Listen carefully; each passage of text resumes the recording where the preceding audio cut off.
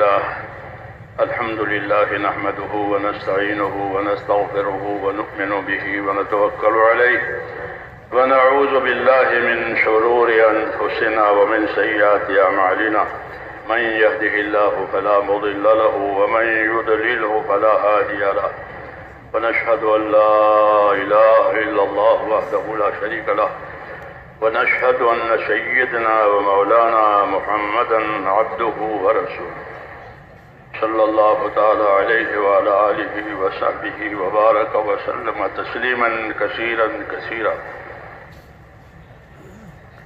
أعوذ بالله من الشيطان الرجيم. بسم الله الرحمن الرحيم. إن الذين قالوا ربنا الله ثم استقاموا تتنزل عليهم الملائكة ألا تخافوا ولا تحزنوا وابشروا بالجنة التي كنتم توعدون نحن أولياؤكم في الحياة الدنيا وفي الآخرة ولكم فيها ما تشتهي أنفسكم ولكم فيها ما تدعون نزلا من غفور رحيم. ومن أحسن قولا ممن دعا إلى الله وعمل صالحا وقال إنني من المسلمين. صدق الله العظيم وصدق رسوله. میرے بزرگوں اور پیارے بھائیوں،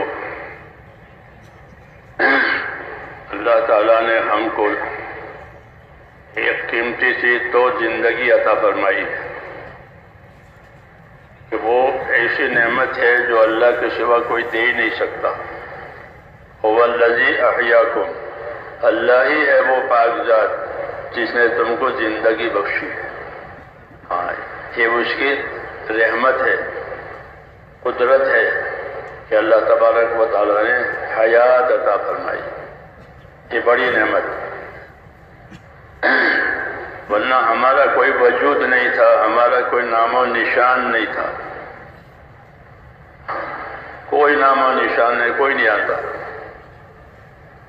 ایک دم مجہول اور نامعلوم تھا کہ اللہ تعالیٰ نے نشان کو ہم کو وجود عطا فرمایا، حیات عطا فرمائی، اور حیات کے ساتھ حیات کے جتنے تقاضے ہو سکتے تھے وہ سبھی دے دیے. جن اسباب کی، جس سامان کی ضرورت تھی بدن کو، وہ بھی دے دیے. پھر بدن کی پرورش کے لیے وہ بھی دے دیے. گویا نعمتوں سے اللہ تعالیٰ نے ہم کو ڈھانپ دیا. وَأَسْبَغَ عَلَيْكُمْ نِعَمَهُ، کہ اللہ نے اپنی نعمتوں سے تمہیں ڈھانپ دیا. ہاں، اوپر سے نیچے تک نعمتیں ہی نعمتیں. یہ اللہ تعالیٰ کا انعام ہے، اللہ تعالیٰ کا اکرام ہے، کیونکہ اللہ کی ذات جو ہے وہ کرم کرنے والی ہے. کریم ہے اللہ تعالیٰ. کریم اسے کہتے ہیں جو بغیر مانگے دے اور اپنی شان سے دے اور دیا کرے، دیتا ہی رہے. ہاں، دیتا ہی رہے اور اپنی شان سے دے. دوسرے کی حاجت کی وجہ سے نہ دے، اپنی شان سے دے. اس لیے اللہ تعالیٰ حاجتوں سے بھی زیادہ دیتے ہیں. کیوں؟ سخی بھی دیتا ہے لیکن وہ حاجت کو دیکھتا ہے. اتنی حاجت ہے کہ اس کو اتنا دے دو، اس کو اتنا دے دو. ہاں، تو سخاوت بھی اچھی چیز ہے تاکہ لوگوں کی حاجت پوری ہو جاوے. اور بخیلی کنجوسی بری چیز ہے کہ اس میں حق کی پائمالی ہوتی ہے. سخاوت اچھی چیز ہے. حضور صلی اللہ علیہ وسلم نے مدینے والوں کو سخاوت کی تلقین فرمائی تھی کہ تم لوگ سخی بنو. لیکن اللہ تعالیٰ کی ذات کہ وہ سخاوت سے اوپر ہے، کہ وہ اللہ تعالیٰ کا کرم ہے. اللہ کریم ہے کہ بغیر مانگے دے، اپنی شان سے دے اور دیتا ہی رہے. ہاں، اس کے خزانے میں کوئی کمی نہیں ہے. وہ حاجت کی وجہ سے نہیں دیتا کہ حاجت ہے تو اس کو اتنا دے دو، کہ حاجت سے زیادہ دیتے. راحت کے اسباب بھی دیتے اور دیتے ہی دیتے. کیوں؟ کہ وہ کریم ہے. اپنی قدرت سے پالتے ہیں اور پھر اپنے کرم سے نعمتیں بھی دیتے ہیں. یہ بڑا انعام ہے اللہ تعالیٰ کا زندگی کے اندر. اس لیے ہم کو ہدایت ہے کہ اپنی زندگی کو قیمتی بناویں. حدیث شریف میں ہے کہ اپنی حیات کو موت سے پہلے غنیمت سمجھو. رسول صلی اللہ علیہ وسلم نے ایک مرتبہ یہ فرمایا کہ دو نعمتیں ہیں تو وہ نعمتیں، لیکن باوجود ان دو نعمتیں ہونے کے لوگ جو ہے ان نعمتوں کے ہوتے ہوئے بھی کھوٹ کھاتے ہیں اور کھوٹ میں اترتے ہیں. نعمتان مغبون فیہما کثیر من الناس، دو نعمتیں ہیں لیکن اس میں کھوٹ کھانے والے بہت زیادہ ہیں، فائدہ اٹھانے والے تھوڑے ہیں. وہ دو نعمتیں کون سی ہیں؟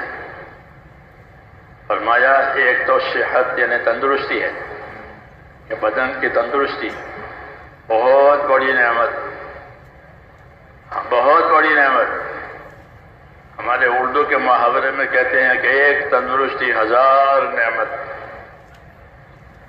تندرستی ہے تو ہزار نعمتیں ہیں، تندرستی نہیں تو ہزار نعمتیں کچھ نہیں ہے. تو فرمایا دو نعمتیں بڑی ہیں، ایک صحت اور تندرستی، دوسری کہ آدمی کو فراغت حاصل ہے، فرصت حاصل ہے، سارے کام اس کے بنے بنائے ہیں، کوئی الجھن نہیں ہے، کوئی دشواری نہیں ہے، فرصت ہے، فارغ ہے. ہاں، اس فرصت سے وہ دنیا بھی کما سکتا ہے، آخرت بھی کما سکتا ہے، دونوں جہان کی ترقی حاصل کر سکتا ہے. یہ تو ایسی نعمت ہے تندرستی اور فراغ. لیکن فرمایا اس سے فائدہ اٹھانے والے بہت تھوڑے ہیں. تندرستی سے اور فرصت سے فائدہ نہیں اٹھاتے، تھوڑا فائدہ اٹھاتے ہیں، پھر تندرستی ختم ہو کر بیماری آ جاتی ہے، فرصت ختم ہو رہی ہے، کسی الجھن میں پھنس گیا. اس لیے یہ تعلیم دی گئی ہے کہ اپنی فرصت کو، اپنی صحت کو اپنی آخرت کے لیے کام میں لاؤ. اصل تو آخرت ہے، اصل تو آخرت ہے. اللہ تعالیٰ نے آخرت کو ہمیشگی کے ساتھ رکھا ہے کہ وہ ہمیشہ رہے گی، وہ بنانی ہے دنیا میں. اللہ تعالیٰ نے دنیا کی زندگی کو آخرت بنانے کے لیے دی. وابتغِ فیما آتاک اللہ دار الآخرہ. تو اس کو اللہ تعالیٰ نے جو کچھ دیا ہے، جو صلاحیت دی ہے، جو طاقت دی ہے، اس سے تو اپنی آخرت بنا لے. یہ دعوت ہے. نعمتیں دینے کے بعد پھر یہ رہبری ہے کہ آدمی نعمت میں کیا کرے گا. نعمت کا تو ہر آدمی طلبگار ہوتا ہے کہ مجھے نعمت ملے، لیکن نعمت ملنے کے بعد کیا ہونا چاہیے؟ تو یہ بھی تلقین فرمائی کہ جب تم کو نعمت مل جائے تو اس نعمت سے اپنی آخرت بناؤ. قارون کو مال دیا تھا بہت زیادہ، مشہور بات ہے. تو مال دے کر اس کو بھی یہی رہبری کی تھی. پھر وہ رہبری کی باتیں اللہ تعالیٰ نے ساری دنیا کے مالداروں کے لیے اور ان کی رہبری کے لیے اپنے کلام میں یعنی قرآن پاک میں نبی کریم صلی اللہ علیہ وسلم پر اتاری، تاکہ ساری دنیا کے مال والوں کو یہ رہبری ہو جائے کہ مال کا کیا مقصد ہے. وہ رہبری جو دی گئی تھی دنیا کے اسباب کے بارے میں وہ یہ تھی کہ وابتغِ فیما آتاک اللہ الدار الآخرہ. تجھ کو جو اسباب دیے گئے ہیں دنیا میں اس سے تو اپنی آخرت بنا لے، فانی سے باقی بنا لے، فانی سے باقی بنا لے. یہ راستہ ہے کہ دنیا کی چیزیں ختم ہونے والی ہے، فنا ہونے والی ہے، لیکن اس کے اندر خوبی یہ ہے، دنیا میں ایک خوبی بہت بڑی ہے. وہ کیا کہ اس سے آخرت بن جاتی ہے. ہاں، یہ بڑی خوبی ہے، یہ بڑی خوبی ہے. انبیاء کرام اسی پر زور دیتے ہیں کہ اپنی دنیا سے آخرت بناؤ. یہ دعوت ہوتی ہے ان کی، وابتغ فیما آتاک اللہ الدار الآخرہ، تو اس کو اللہ نے جو کچھ دیا ہے اس سے تو اپنی آخرت بنا لے،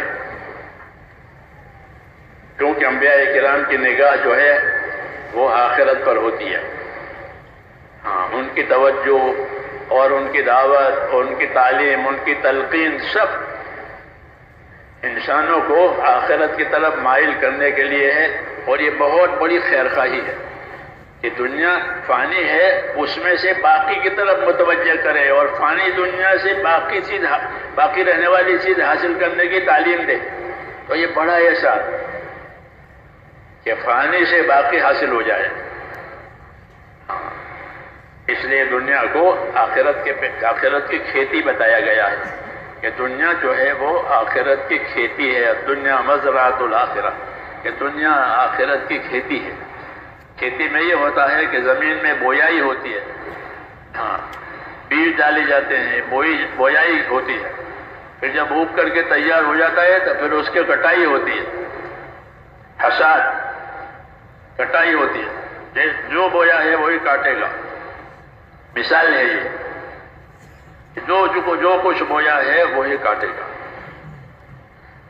اس لیے دنیا سے آخرت بنانے کی دعوت دی گئی ہے کہ وابتغ فیما آتاک اللہ الدار الآخرہ، اور آخرت بنانے کے اسباب بھی دیے ہیں، آخرت بنانے کے اسباب بھی دیے ہیں، خالی بنانے کے لیے نہیں کہہ دیا گیا، بلکہ آخرت بنانے کے اسباب دیے کہ آخرت کیسے بناؤ گے اور کس چیز سے آخرت بناؤ گے۔ تو ہم کو آخرت بنانے کے اسباب بھی اللہ تعالیٰ نے دیے ہیں، اس کی رہبری کی ہے، اور اس میں ترقی کے لیے کہا کہ اس میں ترقی کرو، اس میں آگے بڑھو، اس میں پیچھے نہ رہو، اس میں دھوکہ نہ کھاؤ، ہاں، اس میں دھوکہ نہ کھاؤ، اس میں بہت ترقی ہوتی ہے، بہت فضیلت ملتی ہے، ہاں، اس میں کوئی دھوکہ نہ کھاوے۔ کیوں؟ کہ دنیا دھوکہ کھانے کی جگہ ہے۔ کہ دنیا دھوکہ کھانے کی جگہ کیسے ہے؟ کہ دنیا دھوکہ کھانے کی جگہ، دنیا کی زینت کی وجہ سے آدمی دھوکہ کھاتا ہے، دنیا کی زینت کی وجہ سے، اس کے وقتی اور ظاہری نفع کی وجہ سے آدمی جو ہے دھوکہ کھاتا ہے۔ اور دھوکہ کھانے کا مطلب یہ ہے کہ اس کی وقتی اور تھوڑی دیر کی زینت، تھوڑی دیر کا مزہ، تھوڑی دیر کا فائدہ، اس کی وجہ سے وہ ہمیشہ کا فائدہ کھوتا ہے، اسی کو دھوکہ کہتے ہیں۔ شیطان اسی راستے سے مارتا ہے، ہاں، وَزَيَّنَ لَهُمُ الشَّيْطَانُ أَعْمَالَهُمْ، شیطان نے ان کے کاموں کو ان کے سامنے خوبصورت بنا کر رکھ دیا، تو وہ اسی میں لگ گئے، اللہ کی ہدایت سے محروم ہو گئے۔ تو یہ دھوکہ ہو گیا کہ فانی کو حاصل کیا، باقی کو چھوڑ دیا۔ اس نے کہا کہ تمہیں دنیا کی زندگی دھوکے میں نہ ڈالے، اور تمہیں شیطان بھی دھوکے میں نہ ڈالے، ہاں، کہ شیطان بھی دھوکے میں ڈالے گا، کہ کس چیز سے دھوکے میں ڈالے گا؟ کہ وہ تمہیں دنیا کا نفع دکھاوے گا، ہاں، کہ اس میں یہ نفع ہے، اس میں یہ نفع ہے، اس میں یہ نفع ہے،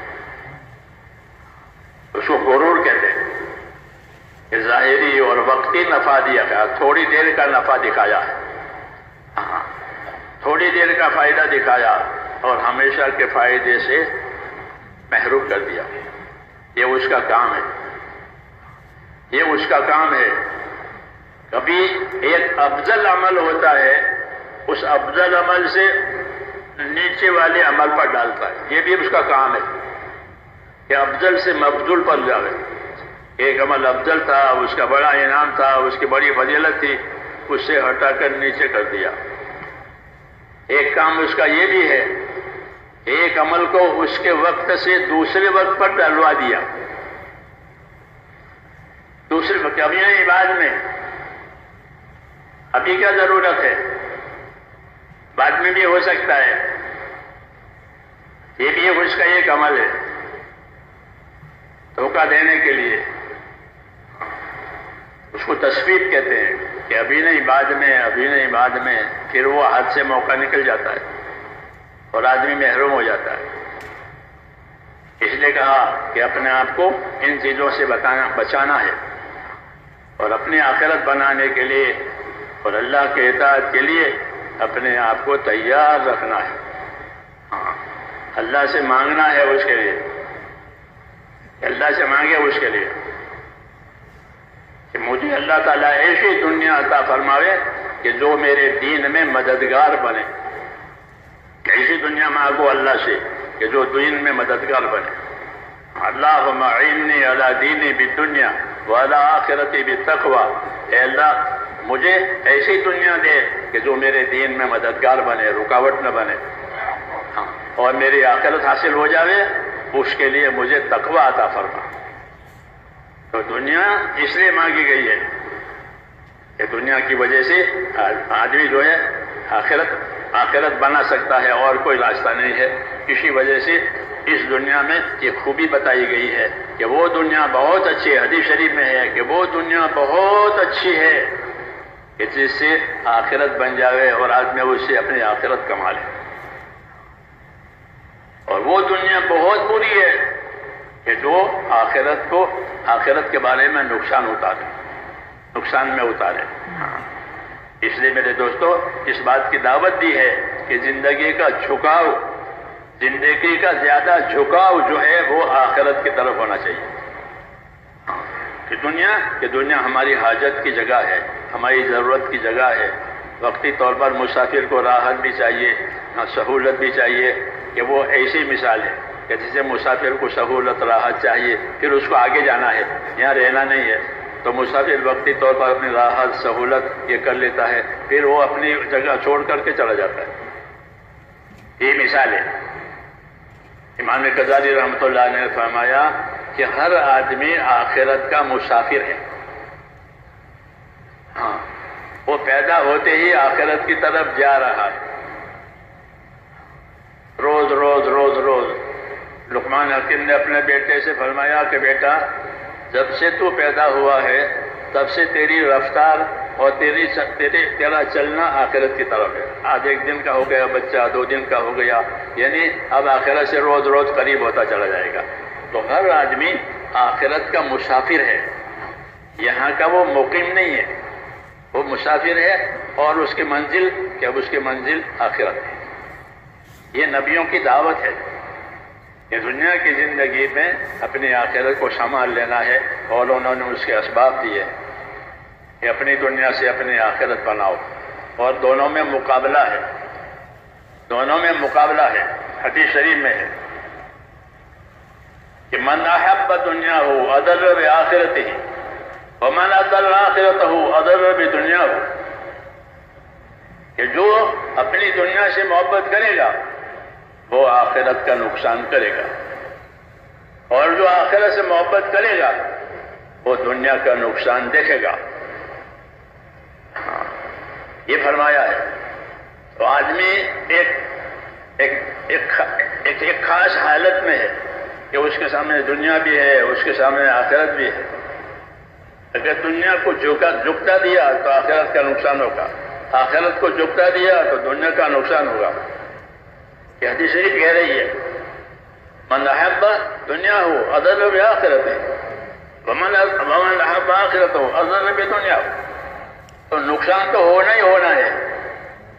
تو حضور صلی اللہ علیہ وسلم رہبر ہیں، آپ رہبر ہیں، تو ہمیں کیا کرنا چاہیے؟ تو رہبری دی حدیث میں کہ من احب دنیاہ اضر بآخرتہ ومن احب آخرتہ اضر بدنیاہ فآخروا ما یبقى علی ما یفنی. یہ مشورہ دیا، یہ رائے دی. جب نقصان ہونا ہی ہونا ہے، یا ادھر کا یا ادھر کا، تو فرمایا دھیان میں رکھو اس پہلو کو جو باقی رہنے والا ہے، اس پہلو کے مقابلے میں جس میں نقصان جو فنا ہونے والا ہے. تو دنیا کا اگر نقصان بھی ہو گیا تو وہ نقصان بھی فنا ہوگا. جیسے دنیا کا نفع فنا ہوتا ہے، ایسے دنیا کا نقصان بھی فنا ہو جاتا ہے. لیکن آخرت میں تو فنا ہے ہی نہیں، آخرت میں تو بقا ہی بقا ہے. جو نقصان ہوا وہ بھی باقی رہا، جو نفع ہوا وہ بھی باقی رہا. تو اس لیے یہ رہبری فرمائی کہ جب کسی نقصان تو ہونا ہی ہونا ہے، تو جو جگہ باقی رہنے والی ہے اس کا دھیان رکھو کہ وہاں کوئی نقصان نہ ہو، کہ وہاں کا جو نقصان ہوگا وہ باقی رہے گا، پھر اس کا کوئی کور نہیں ہے، اس کا کوئی بدل نہیں ہے۔ دنیا کے نقصان کا بدل ہو جاتا ہے، اس کا کور ہو جاتا ہے، وہاں کے نقصان کا بدل نہیں ہوگا۔ جیسے کسی آدمی کی ایک نماز چلی گئی تو اب اس نماز کو کہاں سے لائے گا؟ وہ تو گئی، اب وہ تو کبھی نہیں ملے گی۔ اس لیے حدیثوں میں جیسے ایک نماز کو اڑایا جان بوجھ کے تو اس کا اتنا نقصان ہے جتنا جان مال سب ہلاک ہو جائے، آدمی اکیلا لے جائے، اتنا بڑا نقصان ہے، وہ بھی سمجھنے کے لیے، ورنہ اس سے بھی بڑا نقصان ہے۔ اس لیے کہا کہ آخرت کے نقصان کے بارے میں چوکنے رہو۔ دنیا کے نقصان کا بدل ہو سکتا ہے، کور ہو سکتا ہے، ہوتا ہے بعض مرتبہ کسی کو کاروبار میں کھوٹ آتی ہے تو دوسری صورت میں بعد میں وہ نفع بھی آ جاتا ہے، وہ کھوٹ کا بدل بھی مل جاتا ہے۔ لیکن آخرت کے مسئلے میں ایسا نہیں ہوگا کہ آخرت میں اگر کھوٹ کھائی ہے پھر اس کا کوئی علاج نہیں۔ اس لیے فرمایا کہ آخرو ما یبقى علی ما یفنا، جب بات یوں ہی ہے تو جھکتا دو اپنے آخرت کو کہ آخرت کا نقصان نہ ہو، کہ دنیا کے نقصان کا بدل ہو سکتا ہے، کور ہو سکتا ہے، اس کے نقصان کا کوئی بدل نہیں ہے، وہ نقصان ہی رہے گا۔ اس لیے کہا کہ محبت آخرت سے بھی ہے، محبت دنیا سے بھی، تو پھر تمہیں جو ہے دنیا کے نقصان کے بارے میں زیادہ فکر مند نہیں ہونا، بلکہ آخرت کے بھی نقصان کے بارے میں زیادہ فکر ہونا۔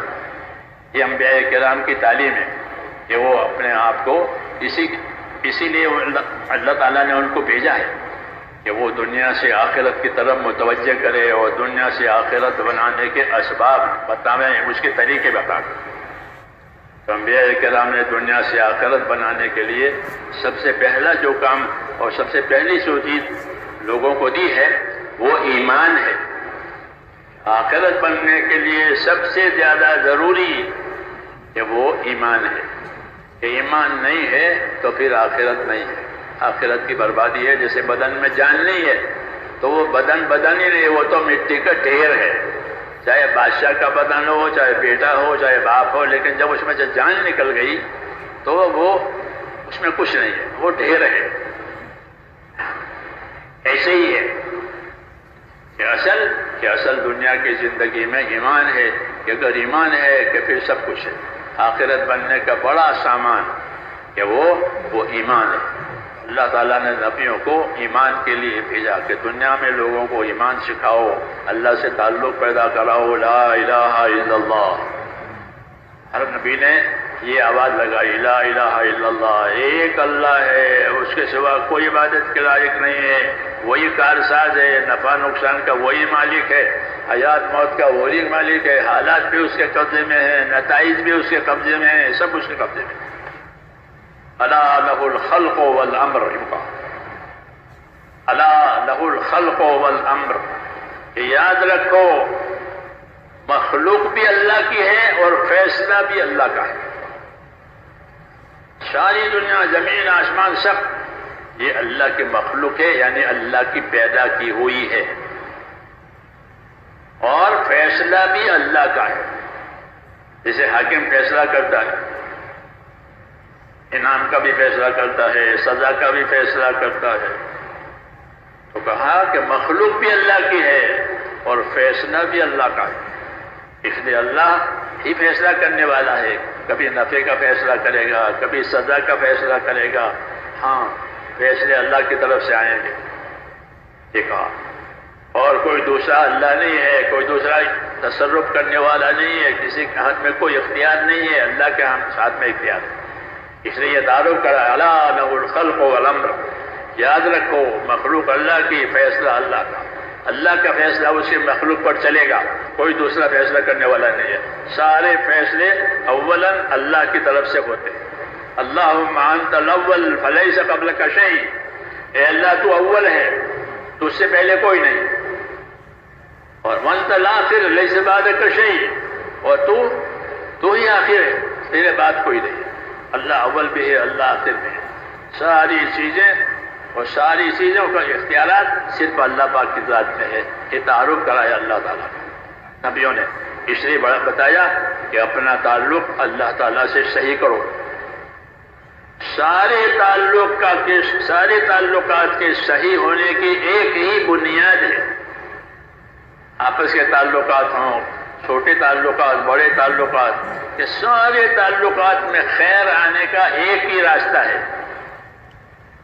وہ کیا ہے؟ کہ اللہ سے تعلق صحیح ہو جائے. اللہ راضی ہے کہ سارے تعلقات میں خیر آئے گی، اللہ ناراض ہے کہ سارے تعلقات خیر سے محروم ہو جائیں گے.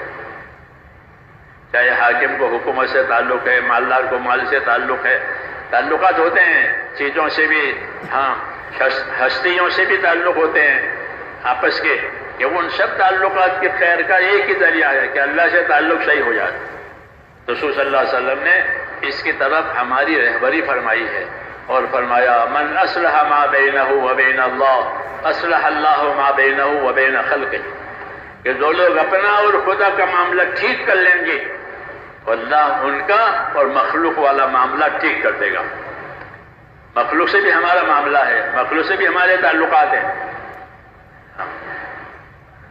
تو ان تعلقات میں خیر آنے کا کیا راستہ ہے؟ کہ ان تعلقات میں خیر لانے کا ایک ہی راستہ ہے، وہ یہ ہے کہ اللہ تعالیٰ سے ہمارا تعلق صحیح ہو جائے. یہ رہبری فرمائی کہ من اصلح ما بینہ و بین اللہ اصلح اللہ ما بینہ و بین خلقہ، کہ جو لوگ اپنا اور خدا کا معاملہ ٹھیک کر لیں گے تو اللہ ان کا اور مخلوق والا معاملہ ٹھیک کر دیں گے. کیونکہ اللہ دلوں کا بھی مالک ہے، سب چیزوں کا مالک اللہ ہے. دلوں کو جوڑنا اور دلوں کو ایک دوسرے سے دور کرنا، یہ سب اللہ تعالیٰ کے ہاتھ میں. اللہ ایک دوسرے سے دور بھی کر دیتے ہیں، ایک دوسرے سے ملا بھی دیتے ہیں. ہاں کبھی عداوتیں ڈال دیتے ہیں، کبھی محبتیں ڈال دیتے ہیں. اس کے اسباب ہیں کہ محبتوں کے اسباب ہیں. کہ محبتوں کے اسباب کیا ہیں؟ کہ محبتوں کے اسباب ایمان اور اعمال ہیں جو نبی لے کر آتے ہیں. نبی ایمان کی بات لاتے ہیں اور اعمال کی بات لاتے ہیں، یعنی جان مال کے صحیح استعمال ہونے کو اعمال کہتے ہیں. ایمان اور جان مال کا صحیح استعمال ہونا یہ ساری خیر کا ذریعہ ہے. آپس کی محبتیں، آپس کے تعلقات، حالات میں بہتری، اسباب میں برکت، دعا میں قبولیت، یہ ساری چیزیں جو ہر سمجھدار چاہتا ہے کہ وہ اسی پر موقوف ہے. اسی پر موقوف ہے کہ اللہ تعالیٰ سے تعلقات صحیح ہو جاوے. تو یہ جتنے اچھے حالات آدمی چاہتا ہے وہ اچھے حالات آنے کا ایک ہی راستہ ہے. من اصلح ما بینہ و بین اللہ اصلح اللہ ما بینہ و بین خلقہ، کہ جو لوگ اپنا اور خدا کا معاملہ صحیح کر لیں گے تو اللہ ان کا اور مخلوق والا معاملہ صحیح کر دیں گے. پھر آسمان سے بھی برکتیں آئے گی، زمین سے بھی برکت آئے گی. ہاں اللہ زمین آسمان سے برکت دیں گے. کیوں؟ کہ اللہ سے تعلقات صحیح ہوگا. ہاں وَلَوْ أَنَّ أَهْلَ الْقُرَىٰ آمَنُوا وَاتَّقَوْا لَفَتَحْنَا عَلَيْهِمْ بَرَكَاتٍ مِّنَ السَّمَاءِ وَالْأَرْضِ. یہ بستیوں میں، شہروں میں رہنے والے لوگ اپنی زندگی ایمان پر اور تقوی پر اٹھاوے. ایمان اور تقوی یہ دو چیزیں مطلوب ہوتی ہے. ایمان پیدا کرو، تقوی پیدا کرو. ایک مثبت پہلو ہے، ایک منفی پہلو ہے. مثبت پہلو ایمان ہے، منفی پہلو تقوی ہے. جیسے بجلی کے دو بازار ہوتے ہیں، ایک مثبت ایک منفی، دو الگ الگ ہے. ایک کا اثر الگ ہے، دوسرے کا اثر الگ ہے، بجلی کے وائروں کا. ایسے ہی ایمان اور تقوی کا اثر ہے. تو فرماتے ہیں کہ شہروں میں رہنے والے، بستیوں میں رہنے والے لوگ اپنی زندگی ایمان تقوی پر اٹھاویں کہ ایمان ان کو اطاعت پر لے جائے گا. کیونکہ ایمان کا تقاضا اطاعت ہوتا ہے. جب ایمان لایا اللہ پر، اس کے رسول پر، اس کی کتابوں پر، تو اس کا کیا تقاضا ہے؟ کہ اس کا تقاضا یہ ہے کہ اب اللہ کی بات مان کر کے زندگی گزرے گی، اللہ کی اطاعت کی جائے گی. یہ ایمان کا تقاضا ہے. کہ ایمان کا تقاضا ہمیشہ اطاعت رہا ہے کہ اللہ نے ایمان دیا ہے تو کیا کرو؟ کہ اللہ کی اطاعت کرو. دوسرا تقوی. تقوی یعنی اللہ تعالیٰ کا ڈر، اپنے آپ کو اللہ کی ناراضگی سے بچانا. تقوی کا مفہوم یہ ہے کہ اپنے آپ کو اللہ کی ناراضگی سے بچانے والی صفت اپنے اندر پیدا کرو. تو وہ ہوتی ہے تقویٰ، اندر اللہ تعالیٰ کا ڈر، اللہ تعالیٰ کا ایک خوف، اس کی ہیبت پیدا ہوتی ہے. تو پھر آدمی ہر قدم پر دیکھتا ہے کہ اللہ مجھ سے ناراض نہ ہو، میرا اللہ مجھ سے راضی رہے، میں کوئی بات ایسی نہ کروں جو اللہ کو ناپسند آئے. یہ ایک چیز پیدا ہوتی ہے آدمی کے اندر، تقویٰ، ایمان کی محنت. اور ایمان کی محنت میں اپنی جان مال صحیح طریقے سے لگانے سے جو چیز ملتی ہے وہ تقویٰ ملتا ہے. کہ بھئی تمہیں ایمان کی محنت سے کیا ملا؟ صحابہ کرام کو کیا ملا؟ کہ صحابہ کرام کو تقویٰ ملا تھا کہ انہوں نے حضور صلی اللہ علیہ وسلم کی صحبت سے بھی فائدہ اٹھایا اور اپنی محنت کا بھی حق ادا کیا. کہ جو محنت ان کو کرنی تھی، جو ذمہ داریاں ان کو پوری کرنی تھی، وہ ذمہ داریاں انہوں نے ان سے پوری ہوئی. تو اللہ تعالیٰ نے ان کے دلوں میں تقویٰ، اپنا خوف ڈال دیا. یہ ایسی صفت ہے کہ آدمی ہر وقت اپنے آپ کو اللہ کے ناراضگی سے بچا بچا کر زندگی گزارتا ہے. صحابہ کرام کو یہ خصوصی رحمت دی گئی تھی، تقویٰ. یہ تقویٰ ایسا ہے جو ہر مشکل کے لیے کفایت کرتا ہے، ہر پریشانی سے میں نکال دیتا ہے. ہاں، اور ایسے جگہ سے روزی دلواتا ہے جہاں سے خواب و خیال نہ ہو. یہ تقوی کی تاثیریں بتائی گئی ہیں کہ تقویٰ کیا کرے گا کہ ہر پریشانی میں سے نکال دے گا، ہر مشکل کو آسان کرے گا، وہاں سے روزی دلوائے گا جہاں سے خواب و خیال بھی نہیں ہے. یہ ملتا ہے کہ دین کی صحیح محنت سے. کہ دین میں جب صحیح محنت ہوئی تو پھر اللہ تعالیٰ دلوں میں تقویٰ ڈالے گا. اب زندگی میں ایک احتیاط پیدا ہو جائے گی کہ اپنے آپ کو بچا بچا کر چلاوے، اپنے آپ کو صحیح رخ پر چلاوے. اللہ کا کیا حق ہے، رسول کا کیا حق ہے، کتاب کا کیا حق ہے، آپس کے تعلقات کے کیا حقوق ہیں، آخرت کی کیا ذمہ داری ہے، دنیا کی کیا ذمہ داری ہے. یہ سب کہ دنیا میں رہتے ہوئے دنیا کی کیا ذمہ داری ہے اور آخرت بنانے کے لیے کیا تیاری ہے، یہ سب ایک چیز اندر ڈال دیتے. اس کی وجہ سے زندگی جب قائم ہو جاتی ہے، صحیح رخ پر آتی ہے. تو صحابہ کرام کو میرا تھا. ایک مرتبہ عبدالرحمن بن عوف نے حضرت عمر سے یہ کہا، کیونکہ حضرت عمر کے زمانے میں مال بہت آیا، یہ فتوحات کا زمانہ تھا، لوگ مالدار ہو گئے، بے پناہ مال، سونا اور چاندی، صفرا اور بیضا. بیت المال میں کیا ہے کہ صفرا اور بیضا. صفرا یعنی پیلا پیلا اور بیضا یعنی سفید سفید. تو چاندی سفید ہوتی ہے، سونا پیلا ہوتا ہے. ان کے بیت المال میں کیا رکھا ہوا ہے کہ صفرا اور بیضا. ایک آدمی آیا تھا حضرت عمر کے پاس کہ مجھے اللہ کے راستے میں جانا ہے تو میری مدد کرو. حضرت عمر نے اس کو بیت المال میں بھیجا، جہاں بیت المال میں جا. اس نے بیت المال میں دیکھا اور سونا اور چاندی اور کیا کیا رکھا ہوا ہے، دراہم اور دنانی. وہ واپس آ گیا.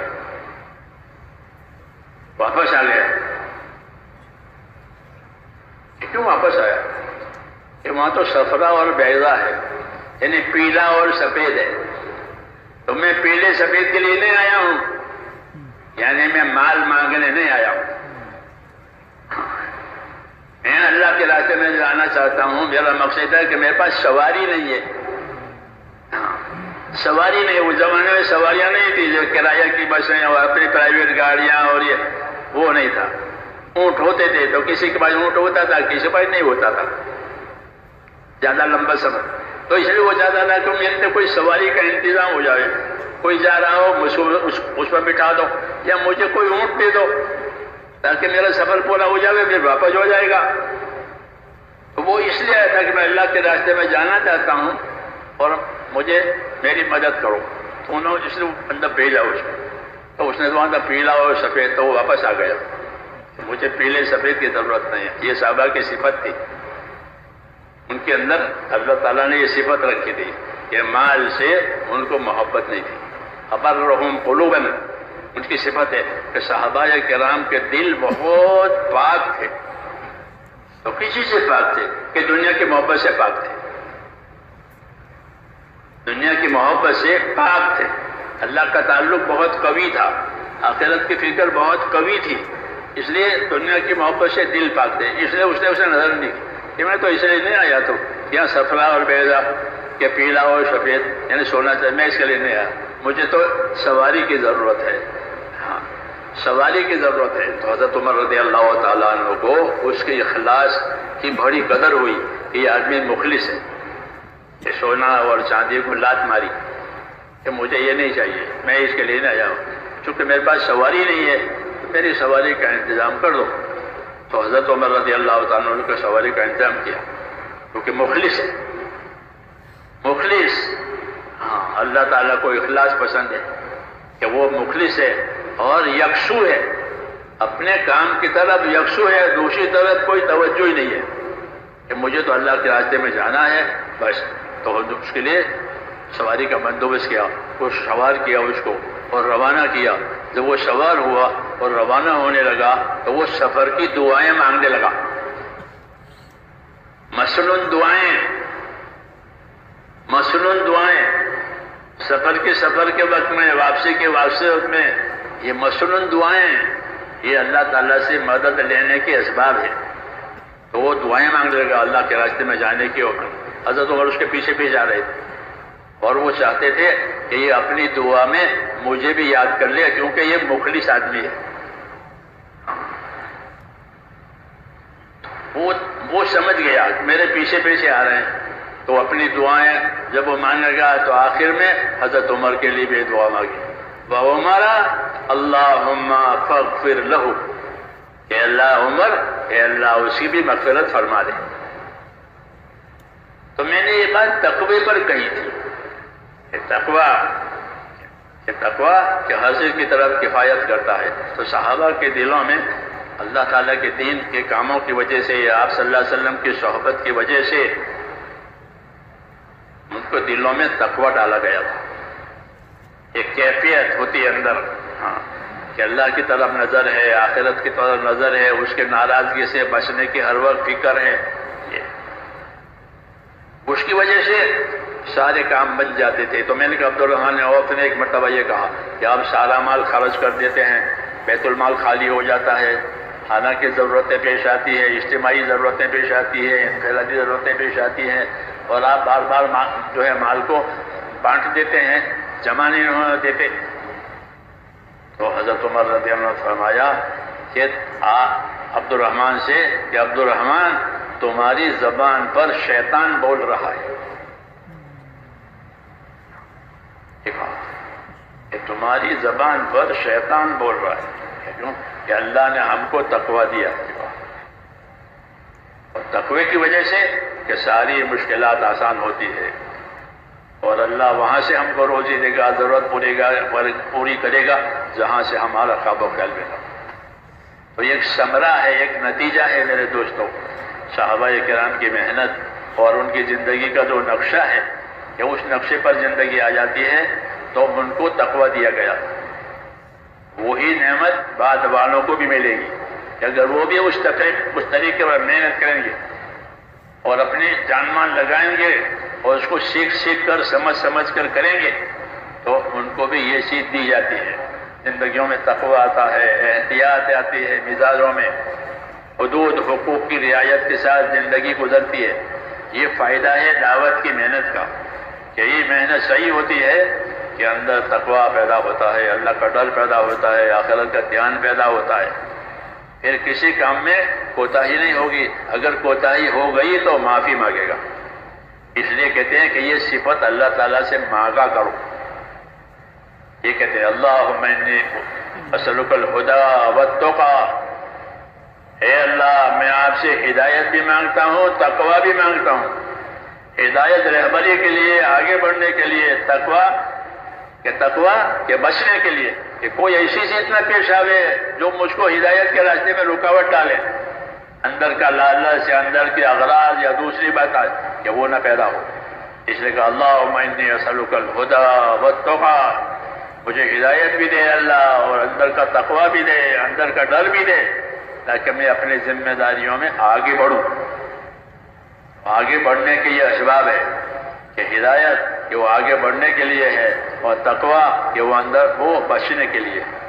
اس لیے اس عمل کو صحابہ کا عمل قرار دیا گیا ہے، اور اس کے نتائج جیسے صحابہ کو ملے تھے ان کے درجے کے اعتبار سے اللہ نے ان کو دیا تھا، بعد والے بھی اگر اس کام کو صحیح طریقے سے کریں گے اور اللہ سے مانگیں گے تو اللہ تعالیٰ انہیں ہدایت بھی دے گا اور انہیں تقویٰ بھی دے گا، تو اس کی زندگی میں کرنے کا کام ہو جائیں گے اور بچنے کام سے بچنا ہو جائے گا، کہ ہدایت کی وجہ سے کرنے کے کام ہوں گے اور تقوی کی وجہ سے بچنے کی صلاحیت پیدا ہو جائے گی کہ بچنے کے کاموں سے بچیں گے، اللہ کے حقوق ادا ہو جائیں گے، آپس کے حقوق ادا ہو جائیں گے، ہاں، اور جو ذمہ داریاں ہیں اس میں کوتاہی نہیں ہوگی، یہ اندر تقوی۔ اگر کوتاہی ہو گئی تو معافی مانگے گا اللہ سے کہ یا اللہ میں معافی مانگتا ہوں۔ کوتاہی ہو جاتی ہے آدمی سے، کچھ کوئی کام اس کو آگے کرنا تھا وہ پیچھے ہو گیا، یا پیچھے کرنا تھا اس کو آگے کر دیا،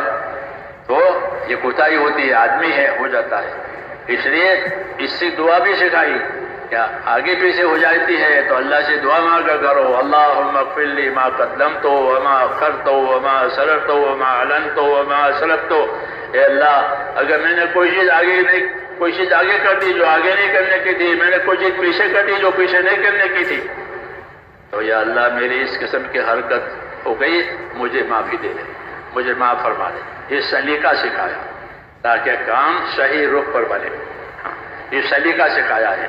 حضور صلی اللہ علیہ وسلم نے ادب بھی سکھائے ہیں، اعمال بھی سکھائے ہیں، اخلاق بھی سکھائے ہیں، اعتدال بھی سکھایا ہے، آداب سکھائے، ہاں آداب سکھائے کہ آداب جو ہیں وہ زندگی کی زینت ہے، اور اعمال سکھائے کہ وہ زندگی کی ذمہ داری ہے، عمل کے لیے دنیا ہے، اخلاق سکھائے کہ اخلاق کی وجہ سے بندوں کے درمیان میں آدمی اچھا رہے گا، کیونکہ اخلاق کا مطلب یہ ہے کہ اللہ تعالیٰ بھی راضی رہے، اس کے بندے بھی راضی رہے، ان کا بھی حق ہو جاوے، اللہ کی بھی حق ہو جاوے، اور اپنی طرف سے لوگوں کو خیر پہنچے۔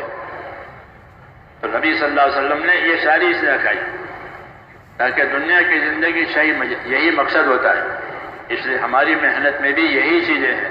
سب سے پہلے اللہ کے تعلق کی بات ہے، ایمان، لا الہ الا اللہ پہلا نمبر ہے، پہلا نمبر ہے یہ، لا الہ الا اللہ، کوئی معبود نہیں، کوئی کام بنانے والا نہیں، کوئی مقصود نہیں سوائے اللہ کے، اللہ مقصود ہے۔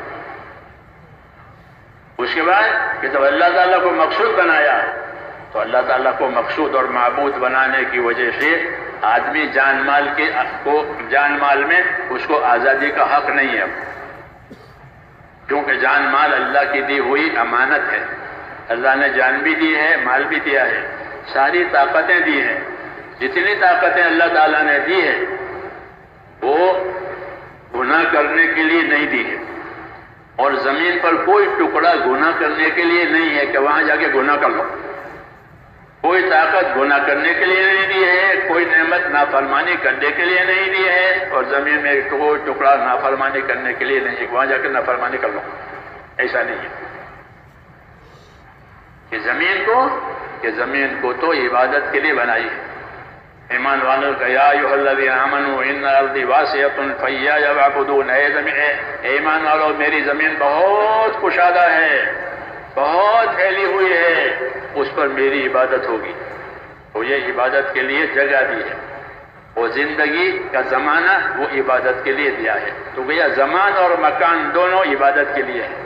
یہ مقصد نکلا ایمان کا کہ اللہ نے ایمان دے کر زمان اور مکان یعنی زندگی کے ایام، زندگی کے اوقات، اور اسی طرح زندگی گزارنے کی یہ جگہ ہے زمین، کہ یہ ساری کی ساری عبادت کے موضوع پر ہے کہ زمین پر اللہ تعالیٰ کی عبادت ہوگی، یہی حق ہے اللہ تعالیٰ کا۔ حضور صلی اللہ علیہ وسلم نے حضرت معاذ ابن جبل سے فرمایا تھا، معاذ آپ کو معلوم ہے اللہ تعالیٰ کا کیا حق ہے؟ کہ نہ مجھے نہیں معلوم ہے، کہ اللہ تعالیٰ کا یہ حق ہے کہ اسی کی عبادت کی جائے گی، اس کے ساتھ کسی کو شریک نہیں کیا جائے گا۔ ایمان دے کر کے مقصد کی طرف رہبری کی ہے کہ ہم نے ایمان دیا ہے تاکہ زندگی اطاعت والی بنے، زندگی عبادت والی بنے، اور اطاعت کو کامل بناؤ۔ تو کامل بنانا کا یہ مقصد ہے کہ ہر حال میں اللہ کی اطاعت کی جائے، ہر حال میں۔ مسلمان اس کی زندگی کی خوبی یہ ہے کہ وہ حال کے تابع نہیں ہوتا، وہ حکم کے تابع ہوتا ہے، حال کے تابع نہیں، حکم کے تابع ہے۔ جیسے فوجی ہوتا ہے، فوجی فوجی جو ہوتا ہے وہ حکم کے تابع ہوتا ہے، بس جب آرڈر آئے گا وہ کام کیا جائے گا، بس وہ نہ مال کو نہ گھر کو دیکھے گا نہ کچھ، جو آرڈر اوپر سے آئے وہی کرے گا۔ کیوں کہ فوج ہے اس کے لیے۔ تو مسلمان کی زندگی کہ مسلمان کی زندگی ایسے فوجی کی زندگی، اللہ کے ہر وقت اللہ کے حکم کے لیے تیار، جیسے فوجی ہر وقت تیار رہتا ہے، جو اوپر سے آرڈر آئے وہی کریں گے، ایسے مومن کی زندگی اپنے ایمان کی وجہ سے ہر وقت اللہ کے حکم کے لیے تیار ہے کہ جس وقت اللہ کا جو حکم آئے گا میں اس کے لیے تیار ہوں۔ یہ صحیح زندگی ہے۔ صحابہ کرام کی یہی زندگی تھی۔ صحابہ کرام یہ فرماتے تھے کہ ہم نے حضور صلی اللہ علیہ وسلم کے ہاتھ میں ہاتھ دے کر یہ قول قرار کیا ہے کہ ہم آپ کی بات سنیں گے اور آپ کی بات مانیں گے۔ کب مانیں گے؟ کہ ہر وقت، ہر حال میں۔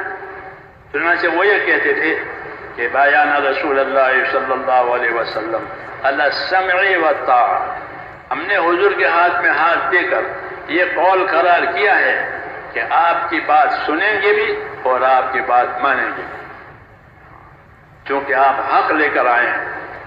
آپ کی دعوت یہ حق کی دعوت ہے، آپ کی دعوت حق کی دعوت ہے، سچائی کی دعوت ہے، اس لیے آپ کی سننا ضروری ہے اور آپ کی ماننا ضروری ہے۔ تو کہا ہم آپ کی سنیں گے بھی اور آپ کی مانیں گے بھی۔ یہ کس حال میں؟ کہ ہر حال میں، ہر حال میں۔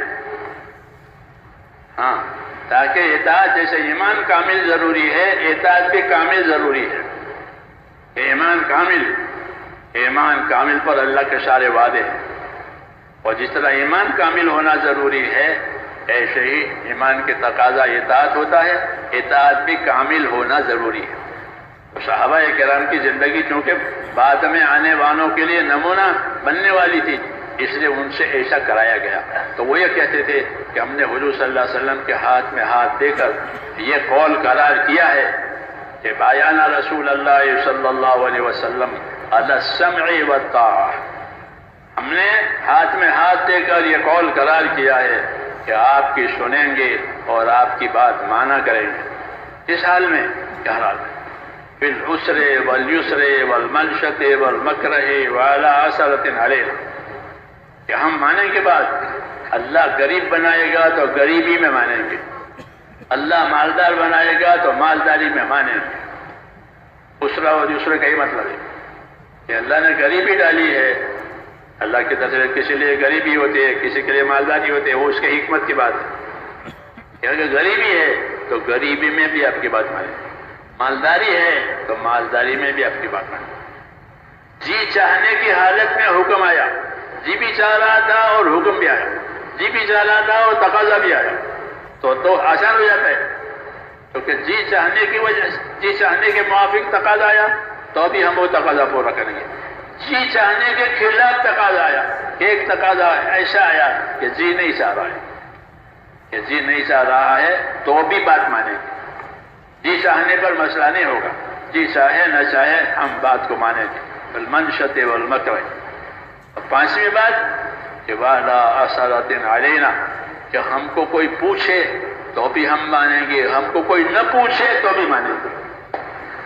یہ اخلاص کی انتہا ہے، اخلاص کی انتہا ہے، انقیاد اور تابع داری کی انتہا ہے کہ مجھے کیوں نہیں پوچھا، ہم سے کیوں نہیں مشورہ لیا، اس کی شکایتیں ہوتی ہیں۔ ہاں، اس کی شکایتیں ہوتی ہے کہ نہیں ہمارے پاس کوئی شکایت نہیں، ہم سے پوچھا ہو ہم سے نہ پوچھا ہو لیکن کام ہو گیا ہے تو ہم اس پر خوش ہیں۔ اس لیے کہا کہ وعلی عسرۃ علینا، ہم کو کوئی پوچھے تو، ہم کو کوئی نہ پوچھے تو، ہم کو کوئی آگے کرے تو، ہم کو کوئی نہ آگے کرے تو، ہم تو ہر حال میں اللہ کی بات مانیں گے، اس کے رسول کی بات مانیں گے اور کام کریں گے۔ یہ نمونہ ہے اطاعت کا۔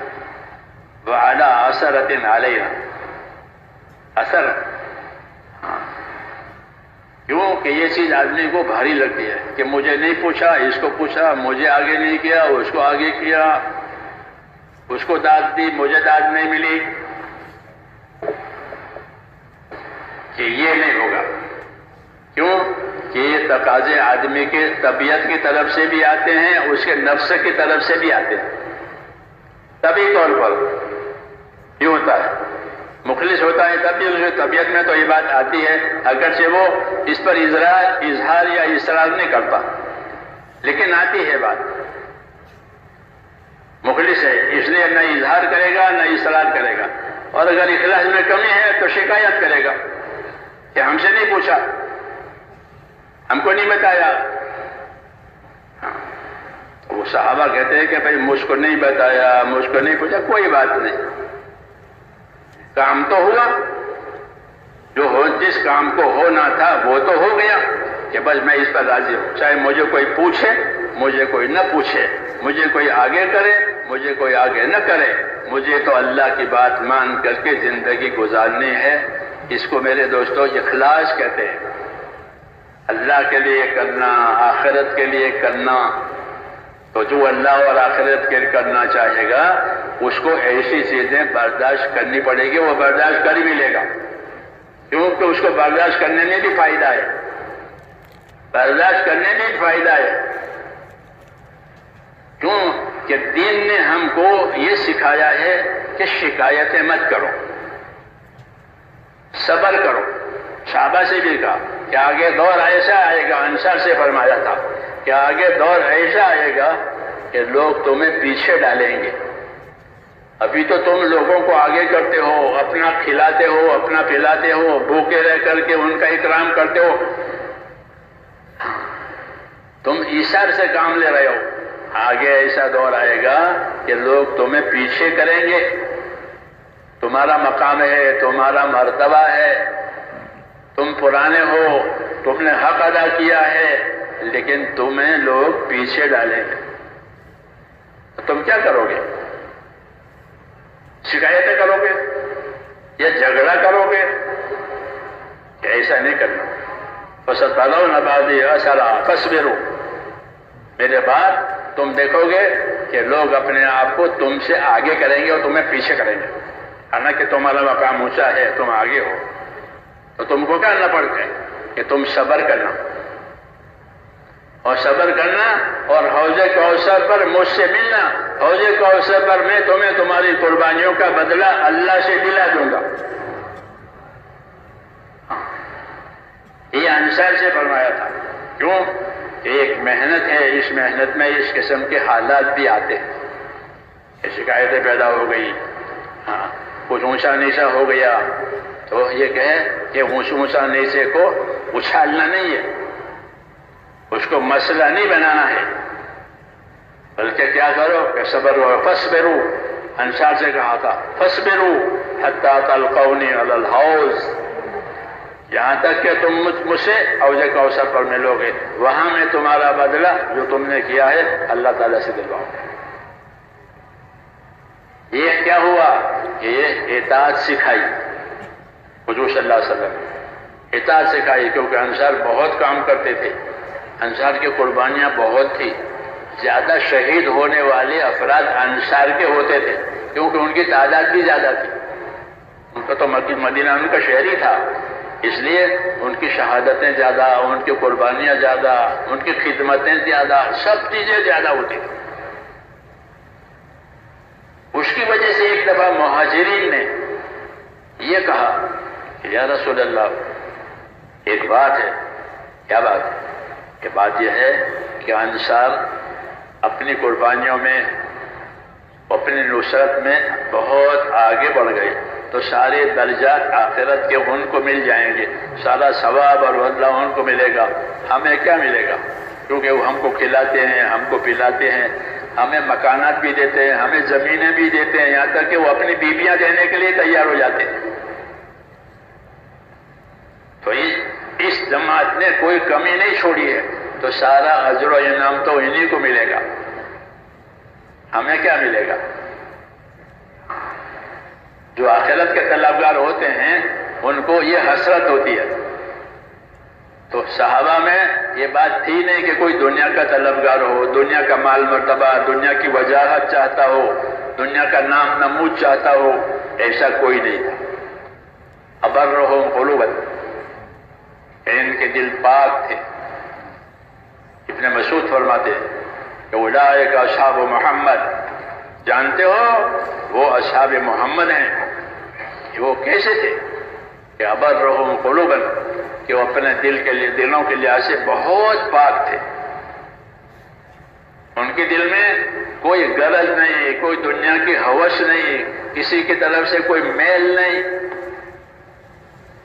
ان کے حالات بتا کر بعد میں آنے والی امت کو تعلیم دی ہے کہ دین کے کام کرنے والوں کو جس طرح دین ہمارا پاک ہے شرک سے، ہر قسم کی چیزوں سے، ایسے ہی ہمارے دل بھی پاک ہونے چاہیے کہ ہمارے دل میں کسی کی طرف سے کچھ نہیں، دلوں کے پاک۔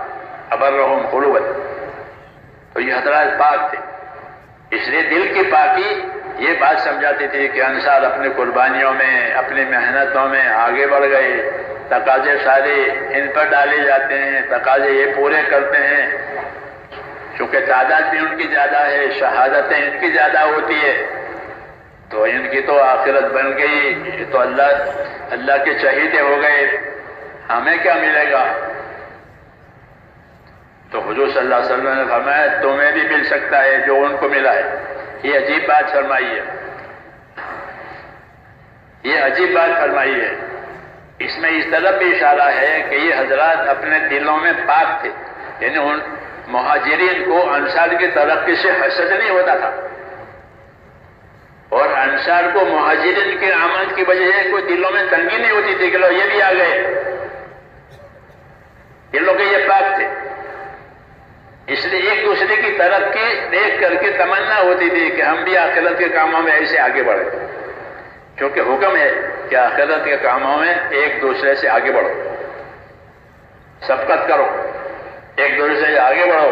جنت بہت بڑی ہے، جنت میں کوئی تنگی نہیں ہے، اللہ نے کہا کہ جنت بہت بڑی ہے، سبقت کرو جنت کی طرف۔ یہ جنت کی چوڑائی 7 آسمان و زمینوں کے برابر ہے، اور وہ متقی لوگوں کے لیے تیار ہو گئی ہے، یہ کہا، اس لیے آگے بڑھو۔ تو یہ حضرت آگے بڑھنے کی بات سوچتے تھے، تو انصار بہت آگے بڑھ گئے، پھر ہم پیچھے لے جائیں گے، ہمارے پاس اتنی طاقت بھی نہیں، ہم مہاجرین تھوڑے تھے، اور وہ تو غریب ہو گئے تھے ہجرت کی وجہ سے، مہاجرین اپنے ہجرت کی وجہ سے غریب ہو گئے تھے، اور مہاجرین نے اپنے ہجرت کو انتہا پر پہنچایا تھا، جس طرح انصار نے نصرت کو انتہا پر پہنچایا تھا۔ مہاجرین کی ہجرت کی انتہا یہ ہوئی کہ وہ غریب ہو گئے، سارا مال، ساری چیزیں ان کے ہاتھ سے نکل گئی، اور وہ ہجرت کر کے آ گئے۔ تو پھر وہاں رہنے والوں نے، مکہ کے سرداروں نے، وہ ان کی چیزوں پر قبضہ کر لیا۔ ابو سفیان جب تک اسلام نہیں لائے تھے، جب کوئی مہاجرین چلا جاتا تھا تو اس کے گھر پر قبضہ کر کے گھر کو بیچ دیتے تھے، گھر کو بیچ دیتے تھے۔ یہ وہ تو چلا گیا، اب اس گھر پر قبضہ کیا، اس کو بیچ دیا۔ اب اگر واپس بھی آ گئے تو اس کے لیے کچھ نہیں ہے، اس لیے اللہ نے کہا یہ لوگ غریب ہو گئے، فقراء مہاجرین۔ تو مہاجرین کی ہجرت کی انتہا فقر تک چلی گئی، اور انصار کی نصرت کی انتہا ایثار تک چلی گئی، کہ انہوں نے اپنی ضرورتوں کو نہیں دیکھا اور دوسروں کی ضرورتیں پوری کی، اپنے لیے تکلیف اٹھائی، دوسروں کو راحت دے دی۔ یہ اس راستے میں آگے نکل گئے، یہ اس راستے میں آگے نکل گئے۔ اس لیے حضور صلی اللہ علیہ وسلم کے دائیں بائیں یہ جماعتیں تھیں مہاجرین انصار کی، وہ ایک دوسرے سے آگے بڑھتے تھے۔ تو انصار اپنی نصرت میں آگے بڑھ گئے، تو مہاجرین نے کہا کہ یہ تو آگے بڑھ گئے، ان کے لیے جنت کے درجات ہوں گے، یہ خدا رسول سے قریب ہوں گے، ہمارا کیا؟ ہم تو خالی ہاتھ آئے ہیں، سب کچھ انہوں نے دیا ہے، تو اجر و انعام بھی ان کو ملے گا، ہمیں کیا ملے گا؟ یہ بھی چیز ہے، اخلاص والا دیکھتا ہے کہ مجھے بھی ملے اللہ کی طرف سے آخرت اور انعام اور اکرام، یہ اخلاص والے کی دلیل ہے۔ یہ حضرات اخلاص والے تھے، آخرت والے تھے، اس لیے انہوں نے یہ ایک بات رکھی۔ تو حضور صلی اللہ علیہ وسلم نے فرمایا کہ جو کچھ انصار کو ملتا ہے وہ تمہیں مل سکتا ہے۔ کہ اس کا کیا طریقہ ہے؟ اس کا طریقہ فرمایا یہ ہے کہ تم انصار کی قدر کرو، انصار کی قدر کرو، انہوں نے اشارہ کیا اور کرتے چلے گئے، ہم کو بھی راحت دیتے چلے گئے، نبی کو بھی راحت دیتے گئے، نصرت کرتے چلے گئے کہ انصار کے کاموں کو دیکھو، ان کی تعریف کرو، ان کی قدر کرو اور ان کے لیے دعا مانگو، ان کی ترقی کے لیے، ان کی قبولیت کے لیے دعا مانگو۔ جب ان کو قدر کی نگاہوں سے دیکھو گے، ان کے لیے دعا مانگو گے، تو تمہیں بھی اللہ وہی اجر و انعام دے گا ان کی قدردانی کی وجہ سے جو ان کو دیا ہے۔ یہ سبق بعد والوں کو دیا کہ بعد میں بھی ایسا ہوگا کہ کچھ لوگ آگے بڑھیں گے، کچھ لوگ آگے بڑھیں گے، کچھ لوگوں کو تقاضا دیا جائے گا، کچھ لوگوں کو مرتبہ دیا جائے گا، کچھ لوگوں کو مقام دیا جائے گا، تو جن کو نہیں ملا وہ کیا کریں؟ اگر دل صاف نہیں ہوتے اور نفسانیت کا غلبہ ہوتا ہے تو حسد پیدا ہوتا ہے کہ ان کو لیا ہم کو نہیں دیا، حسد یہ پیدا ہوتا ہے، یہ پیدا ہوتا ہے۔ پھر اعتراض ہوتے ہیں، اعتراض ہوتے ہیں۔ حسد کا خاصہ یہی ہے کہ اعتراضات ہوتے ہیں، یہ ان کے اندر یہ بات نہیں پیدا ہوئی، ان کے اندر تو آخرت کی وجہ سے یہ تمنا پیدا ہوئی تھی کہ آخرت کے ان کو بڑے درجات ملیں گے، ہمیں نہیں ملیں گے، کیونکہ ہمارے پاس اس کام کی مجال ہی نہیں ہے، ان کے پاس مجال ہے۔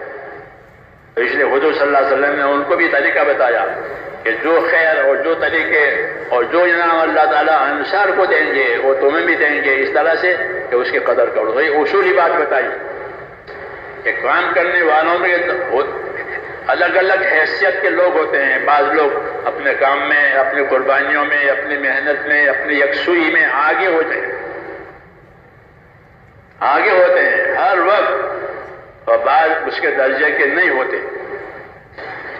تو دنیا میں تو حسد ہوتا ہے کہ ان کا کاروبار چلتا ہے میرا نہیں چلتا، تو حسد پیدا ہوا ہے۔ یہاں حسد کی جگہ نہیں ہے، دلوں کو صاف رکھنا ہے۔ ہاں، اس لیے محنت کراتے ہیں، مجاہدہ کراتے ہیں، عبادتیں کثرت سے کراتے ہیں، ذکر کثرت سے کراتے ہیں کہ عبادت کی کثرت، ذکر کی کثرت، توبہ استغفار، تاکہ نفس میں صفائی آوے، نفس میں صفائی آوے، بجائے حسد کے ہمدردی آوے۔ اسلام میں ہمدردی کا حکم ہے، حسد حرام ہے۔ حسد کے مقابلے میں ہمدردی کو کہا، جیسے ماں باپ کو اپنے اولاد سے ہمدردی ہوتی ہے، اور ہمدردی کی وجہ سے وہ ان کی ترقی چاہتے ہیں، ان کی ترقی سے وہ خوش ہوتے ہیں، ہمدردی کی علامت ہے کہ ترقی سے خوش ہوگا، ترقی کو چاہے گا، تو کہا ہمدردی سیکھو، ہمدردی سیکھو کہ یہ ترقی کر رہے ہیں کہ ہاں اللہ تعالیٰ ان کو اور ترقی دے، ان کو اور ترقی دے، اس لیے کہا انصار کے لیے دعا مانگو۔ یہ سبق بعد والوں کو دیا ہے، کیونکہ بعد میں بھی لوگوں کے مراتب میں، لوگوں کی محنتوں میں فرق رہے گا۔ فرق مراتب تو ہر وقت ہوتا ہے، مرتبوں کا فرق، محنتوں کا فرق، یہ ہر وقت ہوتا ہے۔ 5 انگلیاں اللہ نے ایک سی نہیں بنائی ہے۔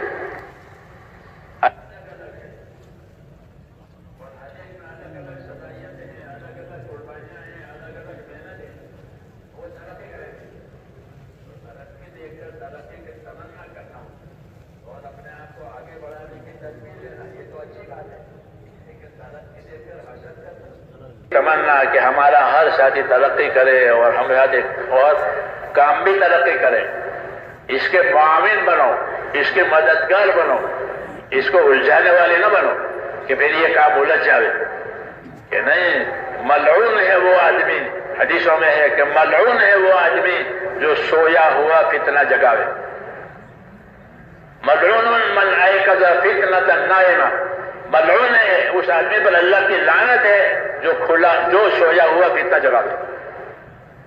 تو فتنہ نہ جگے، اس کا راستہ آپس کا تعاون ہے کہ تعاون کرو، جو کام ہو رہا ہے اس کو پانی دو، اس کا تعاون کرو اپنے محنتوں سے، اپنی دعاؤں سے، اپنی حکمتوں سے، تاکہ اس خیر میں شریک ہو جاؤ۔ یہ ترقی کے راہیں سجائی ہے، تاکہ کہ ذمہ داری سب کے اوپر ہے، ہر آدمی ذمہ دار ہے، ہر آدمی ذمہ دار ہے، اور اسی ذمہ داری کے لیے اللہ تعالیٰ نے صلاحیتیں دی ہیں، جانی صلاحیتیں، مالی صلاحیتیں، فکر اور عقل کی صلاحیتیں یہ اللہ تعالیٰ نے دی ہیں، اور یہ تمام صلاحیتیں جو دی گئی ہیں وہ اللہ تعالیٰ نے دین کے لیے اور آخرت بنانے کے لیے دی گئی ہیں۔ یہ ہمارا ایمان ہے کہ جو کچھ ملا ہے صلاحیتوں میں سے اس سے ہمیں اپنی آخرت بنانی ہے، کبھی ذاتی طور پر عمل کر کے اور کبھی کہ کوئی عمل کر رہا ہے تو اس کا مددگار بن کے۔ ہم ذاتی طور پر بھی عمل کریں گے اور کوئی عمل کر رہا ہے تو اس کے معاون بنیں گے۔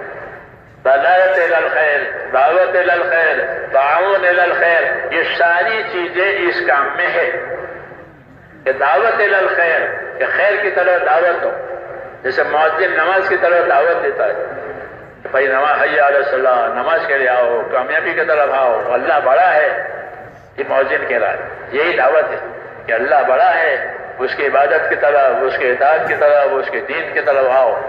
پھر کوئی آیا تو اس کا معاون بنو، اس کے مددگار بنو، اس کے رہبر بنو، تاکہ حق کو پانی ملے۔ حق اور ناحق اس میں ایک فرق ہے کہ حق جو ہے وہ تعاون سے پھیلے گا، ایک دوسرے کی مدد سے حق پھیلے گا، اور باطل کہ باطل تعصب سے پھیلے گا۔ تعصب، ہر دھرمی ضد، اس سے باطل پھیلتا ہے، یہ باطل کی رگیں ہیں۔ ہمیں اللہ تعالیٰ نے باطل کی رگوں سے پاک کیا ہے کہ ہمارا تو ایک ہی مقصود ہے، وہ اللہ ہے، ہم سے ہمارا اللہ راضی ہو جائے، اور کوئی مقصد نہیں ہے۔ اس لیے ہر حال میں ہم اللہ کی اطاعت کریں گے، اور جو جو اطاعت کے کام ہو رہے ہیں ہم اس کے مددگار بنیں گے۔ یہ بھی ہے، اطاعت بھی ہوگی، اور اطاعت کے جتنے کام ہو رہے ہیں ہم اس کے مددگار بنیں گے۔ اس لیے نصرت کا بھی حکم ہے، استقامت کا بھی حکم ہے کہ اپنے دین پر قائم رہو، اپنے کام پر قائم رہو، ہر حال میں قائم رہو، استقامت کے ساتھ رہو۔ نبی کو بھی استقامت کا حکم ہوتا ہے، امت کو بھی استقامت کا حکم ہوتا ہے، دونوں کو حکم ہوتا ہے۔ نبی سے بھی کہا جا رہا ہے فاستقم کما امرت ومن تاب معك، اے نبی جس بات کا آپ کو حکم اللہ کی طرف سے دیا جائے آپ اس کے پورے پابند رہو۔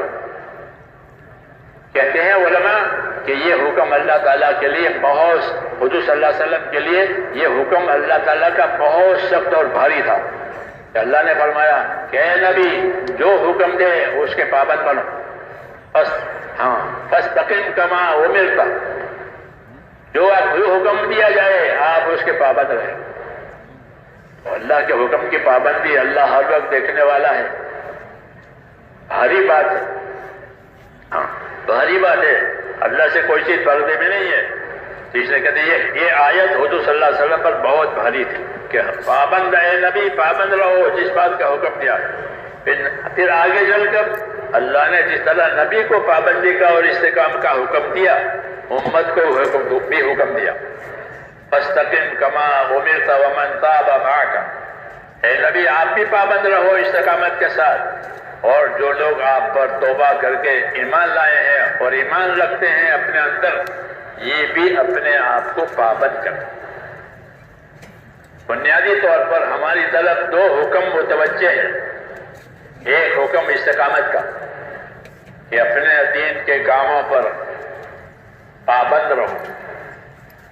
پابندی کا حکم اس وجہ سے بھی ہوتا ہے کہ دنیا حالات کا گھر ہے، جہاں حالات آتے ہیں آدمی پر، انفرادی، اجتماعی، ہر قسم کے حالات ناگوار بھی آتے ہیں، اچھے حالات بھی آتے ہیں۔ جب حالات آئیں گے تو اب یہ ہے کہ آدمی حالات کے حساب سے زندگی گزارے یا حکم کے حساب سے زندگی گزارے۔ تو کہتے ہیں زندگی تو ہر حال میں حکم کے مطابق گزرے گی۔ ہاں، حالات اچھے ہیں تو شکر کے ساتھ، حالات ناگوار ہیں تو صبر کے ساتھ، یہ طریقہ بتایا گیا۔ بعض جگہ حالات ناگوار ہوتے ہیں، مختلف قسم کی رکاوٹیں ہوتی ہیں، تو کیا کرنا کہ اب صبر کے ساتھ رہو، اپنی طاقت کے مطابق صبر کے ساتھ کام کرو، چھوڑنے کی اجازت نہیں ہے کہ چھوڑ کے بیٹھ جاؤ، کہ نہیں، فاستقم کہ قائم رہو آپ بھی اور آپ کی امت بھی، ومن تاب معك، تو استقامت کو حکم دیا کہ ہر حال میں حکموں پر اپنے آپ کو جمانا ہے، کہ جب حکموں پر حال میں جمیں گے تو یہ قربانی بنے گی، اور قربانی کی سطح روز روز اونچی ہوگی استقامت کی وجہ سے۔ جیسے کسی مکان کی چنائی ہوتی ہے اینٹ پر اینٹ اینٹ پر اینٹ تو پھر وہ دیوار اوپر تک پہنچ جاتی ہے. ایسے قربانی پر قربانی، استقامت کا استقامت، تو زندگی کا یہ معیار، دینی زندگی کا یہ معیار اونچا ہو جاتا ہے. اس لیے پابندی کا حکم دیا ہے کہ اپنے طاقت کے مطابق اپنے آپ کو پابند کرنا تاکہ جھول نہ پڑے، اندر کمزوری نہ آئے. ہاں، طاقت سے زیادہ کرنے کا حکم نہیں ہے. فاتقوا اللہ ما استطعتم، جتنی استطاعت ہے، جتنی طاقت ہے، اتنا اپنے آپ کو پابند کرو، طاقت سے زیادہ نہیں. درمیانی چال، پابندی کے ساتھ یہ حکم ہے کہ دین کے کاموں میں درمیانی چال چلو، نہ جوش میں آگے بڑھ جائے نہ سستی میں پیچھے رہ جائے. سستی میں پیچھے نہیں رہنا ہے اور جوش میں آگے نہیں بڑھنا ہے، بلکہ درمیانی چال چلنا ہے. اصولوں کے ساتھ، مشوروں کے ساتھ درمیانی چال چلو تاکہ موت تک چلتے رہو. القصد القصد تبلغ ما علی من اقتصد، حدیث شریف میں کہ درمیانی چال چلو. مال خرچ کرنے میں بھی درمیان چال چلو، نہ کنجوسی کرو نہ فضول خرچی کرو، یہ حکم ہے. تو غریبی نہیں آئے گی، فقیری نہیں آئے گی. ہاں، اور اگر مال کو زیادہ خرچ کر دیا تو تنگی آئے گی، زیادہ خرچ ہو گیا. تو ہر چیز میں استقامت کے ساتھ درمیانی چال چلنے کا حکم دیا ہے کہ درمیانی چال چلو گے تو آخر تک کام کرتے چلے جاؤ. اس لیے اپنے آپ کو درمیانی چال چلانا ہے. اصولوں کے ساتھ، مشوروں کے ساتھ درمیانی چال چلو تو ہر وقت دین اور دین کا ساتھ ملے گا، دین کے ساتھ دینے کے موقع رہیں گے. کیوں کہ اصل زندگی دینی زندگی ہے. اللہ نے اسباب بھی ہم کو اس لیے دیے ہیں کہ وہ دین کے کام میں آوے. دنیا کے اسباب دین کے کام کے لیے دیے گئے. اس لیے کہتے ہیں کہ آج مسلمان کا مال اور مسلمان کی حیات، یہ دونوں اللہ کی امانتیں ہیں اور وہ دی ہیں آخرت بنانے کے لیے اور دی ہیں قربانی کے لیے. لیکن کتنی قربانی کہ اپنی طاقت کے مطابق قربانی دے. فاتقوا اللہ، جتنی طاقت ہے اتنا تو کرو. پھر جہاں تمہاری طاقت ختم ہو جائے گی کہ وہاں اللہ کی طاقت آئے گی. یہی ہوا ہے کہ جہاں اپنی طاقت ختم ہوئی تو اللہ کی طاقت آئی.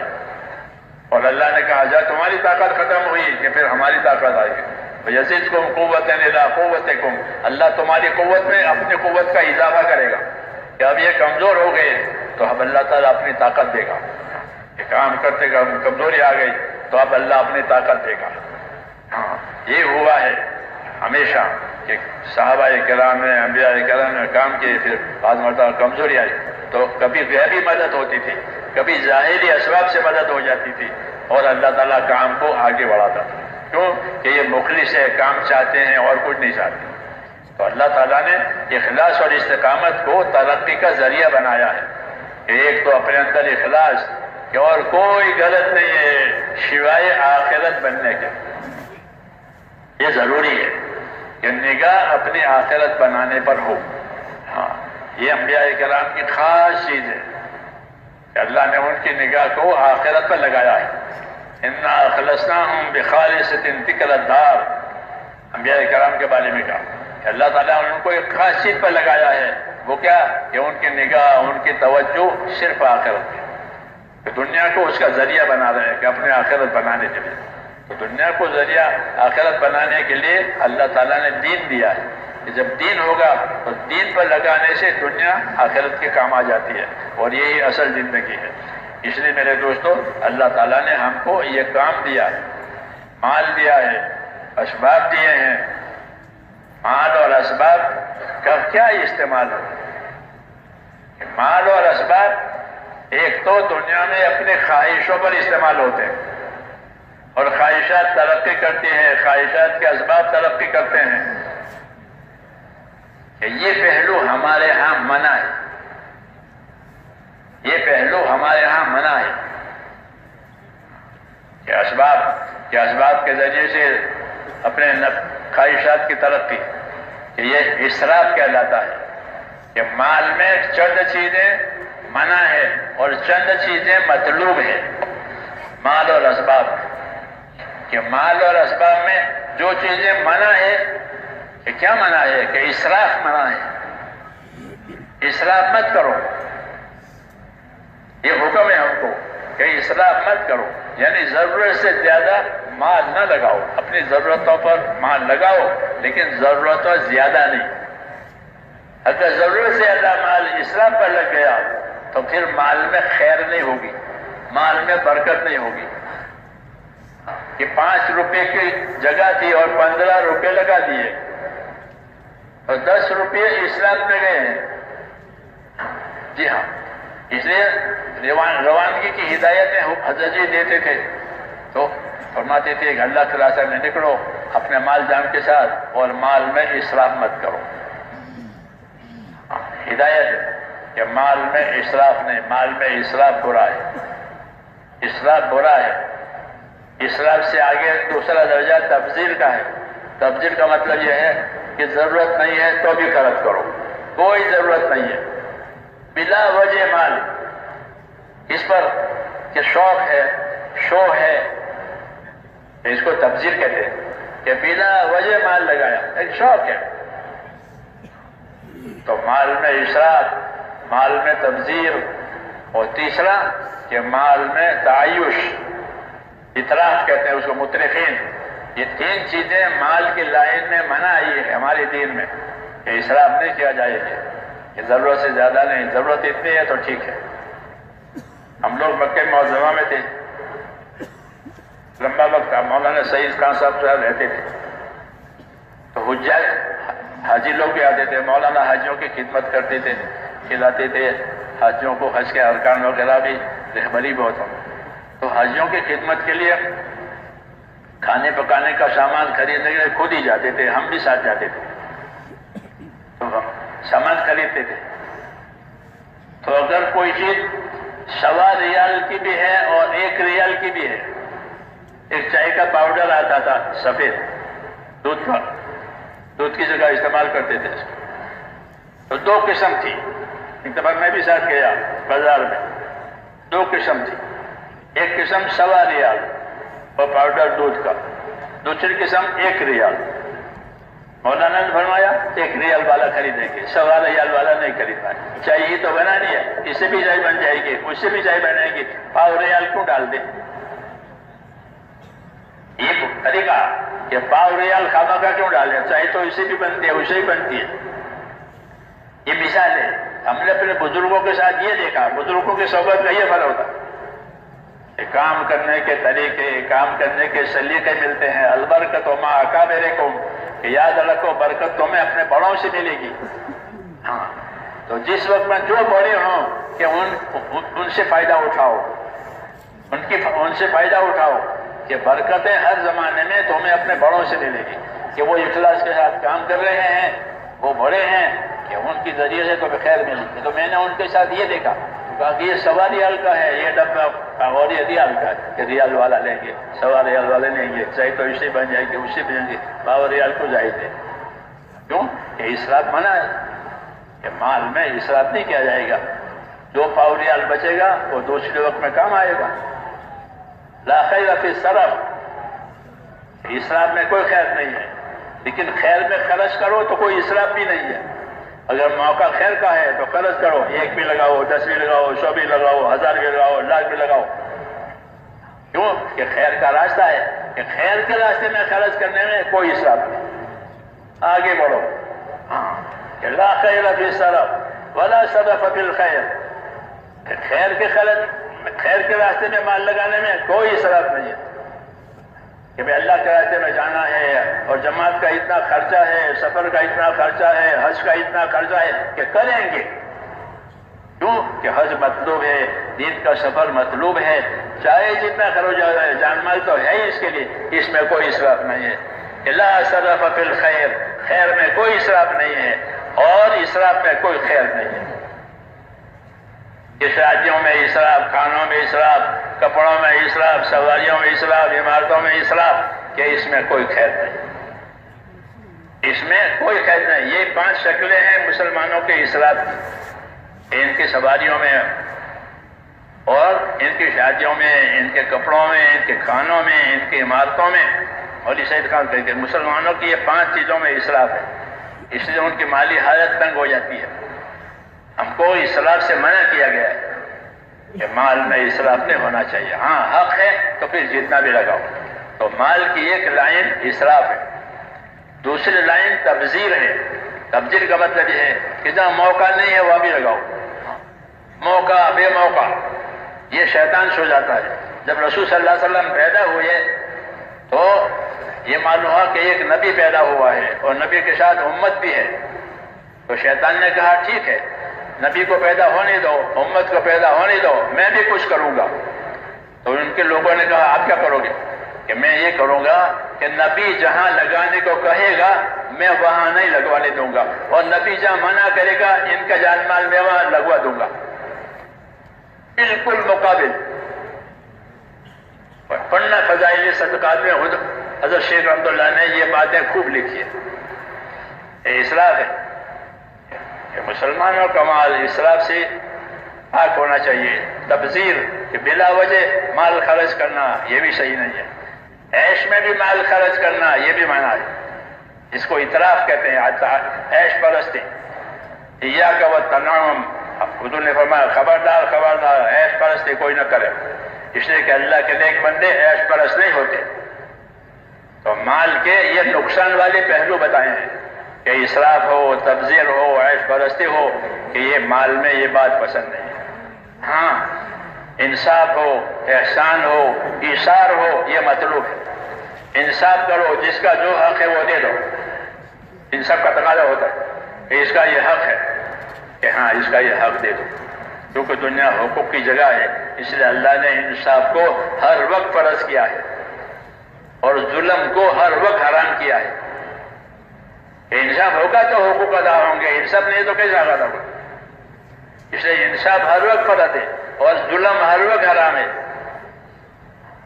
انصاف کا حکم دیا، کونوا قوامین بالقسط، آپس میں انصاف کے ساتھ قائم رہو تاکہ حقدار کو حق پہنچے.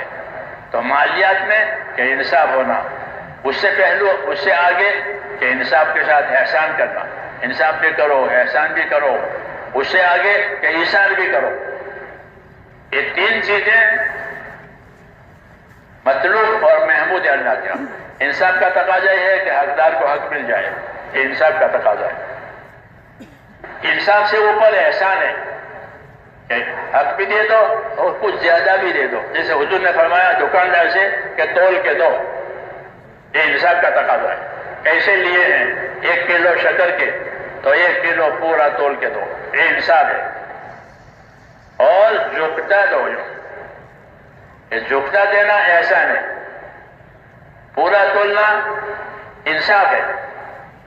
ان اللہ یامر بالعدل والاحسان، اللہ حکم دے گا تم کو انصاف کرنے کا، اللہ حکم دے گا تم کو احسان کرنے کا. یہ بندوں کے ساتھ کے معاملات ہیں. اللہ کا معاملہ ہے تو ایمان اخلاص چاہیے، بندوں کے ساتھ کا معاملہ ہے تو انصاف احسان چاہیے.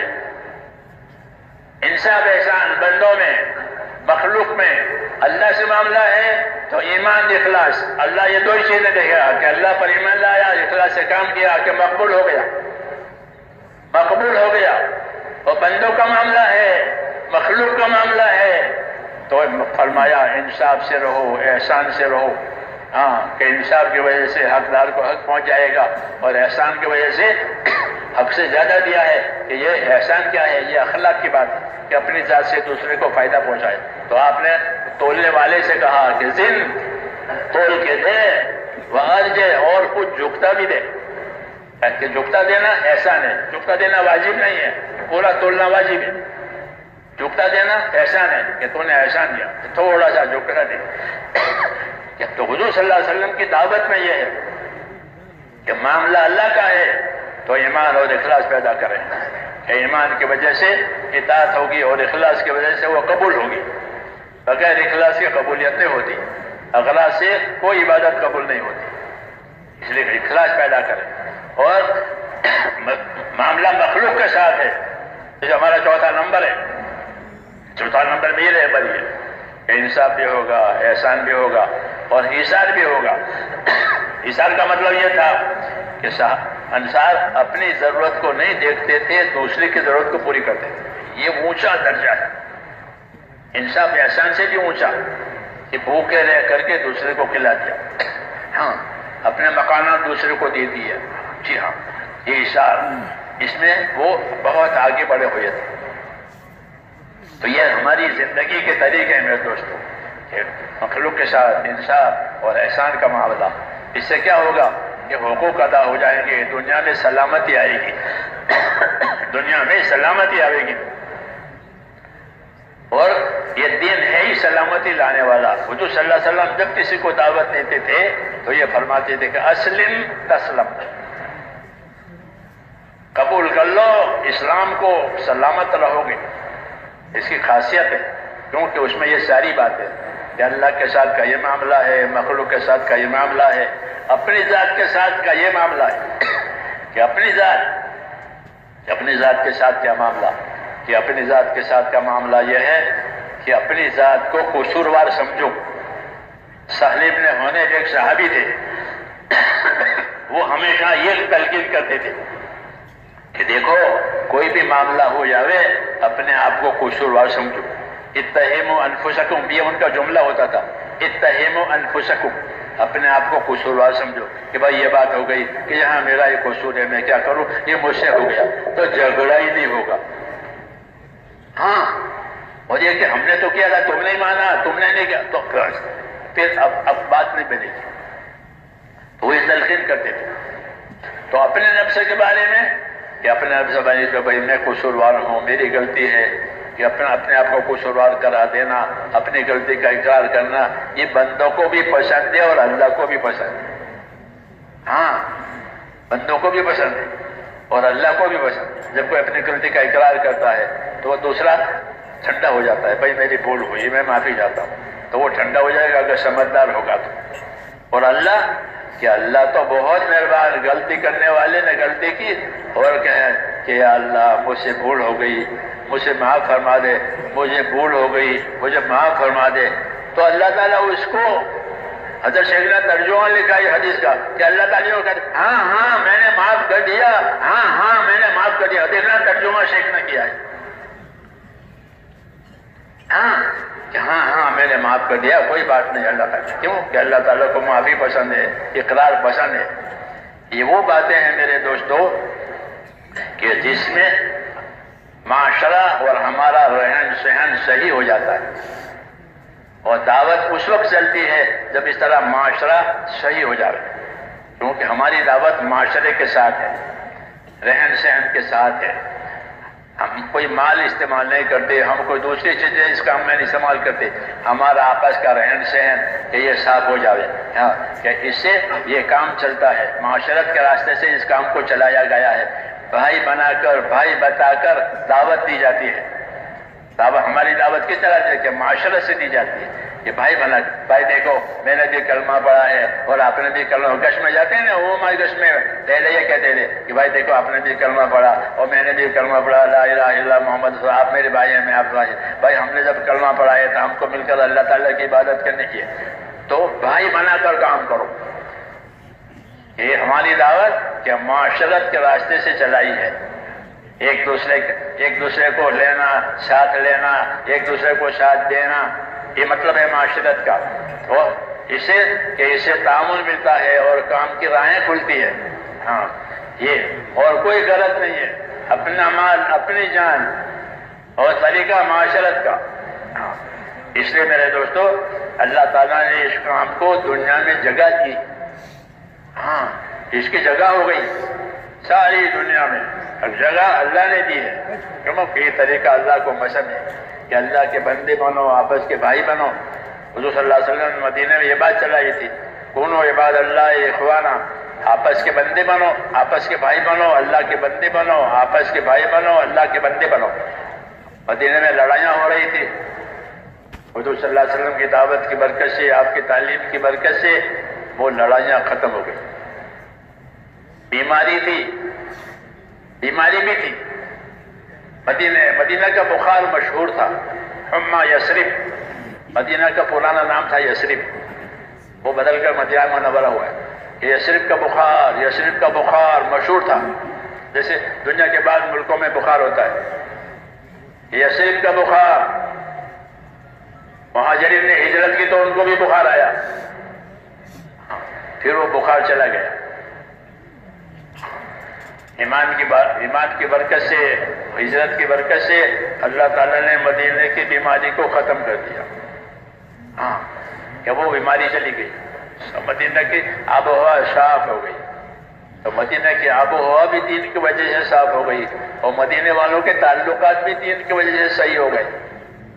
جی ہاں، اس کو حضور صلی اللہ علیہ وسلم نے بھی دعوت میں فرمایا تھا کہ جیتکم بخیر دنیا والآخرہ اسلموا تسلموا، دیکھو میں تمہارے پاس دنیا اور آخرت کی بھلائی لے کر آیا ہوں، اس کو مان لو سلامت رہو گے۔ یہ پیغام ہے اللہ کے نبی کا کہ میں تمہارے پاس دنیا اور آخرت کی خیر لے کر آیا ہوں، اس کو مان لو سلامت رہو گے۔ یہی آپ کی دعوت ہے، یہی آپ کی تعلیم ہے کہ جس میں دنیا کی بھی خیر ملے گی اور آخرت کی بھی خیر ملے گی، کہ دنیا میں ہدایت کا راستہ ملے گا اور آخرت میں ہدایت پر ملنے والے انعام ملیں گے، کیونکہ انعام ہدایت پر ہی ہے، گمراہی پر کوئی انعام نہیں ہے۔ سارے انعامات وہ ہدایت پر ہے، گمراہی پر کوئی انعام نہیں ہے۔ ہاں جی، گمراہی سے زندگی کا مقصد ہی ختم ہو جاتا ہے۔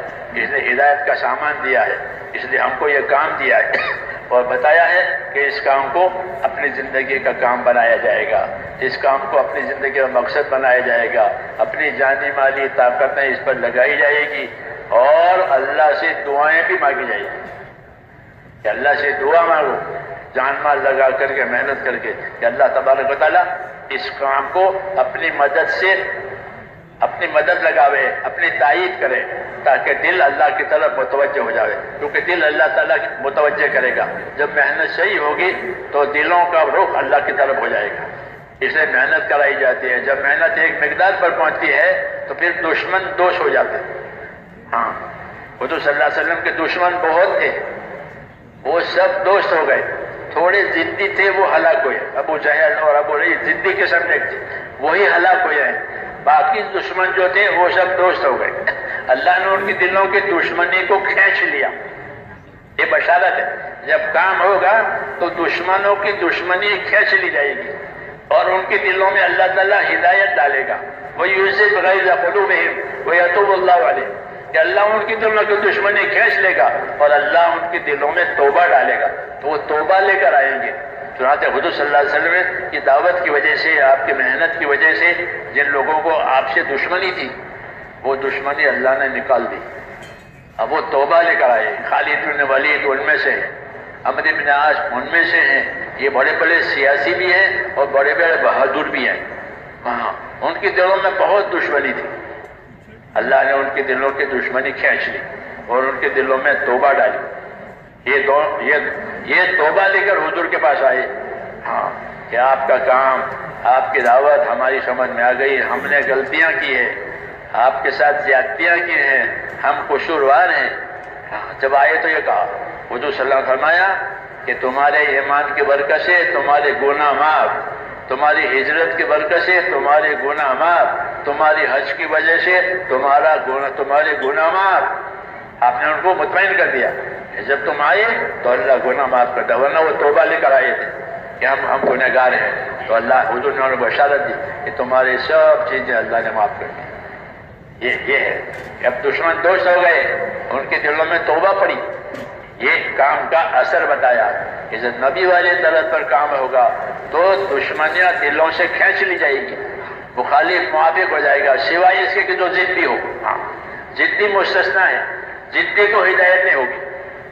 ہاں، وَخَابَ كُلُّ جَبَّارٍ عَنِيدٍ، کہ جتنے زبردستی کرنے والے ضدی ہیں یہ تو نامراد ہو گئے، کہ یہ تو نامراد ہو گئے، چاہے وہ ملک کا بادشاہ ہو، ملک کا وزیر ہو یا اپنے قوم کا بڑا ہو، کوئی بھی ہو، جب اس کے اندر ضد ہے اللہ اسے کبھی کامیاب نہیں کرے گا۔ چنانچہ نبیوں کے مقابلے میں جتنے نامراد ہوئے ہیں وہ سب ضدی ہیں۔ ابو لہب بہت ضدی تھا، بہت، حضور اس سے بہت بیزار تھے،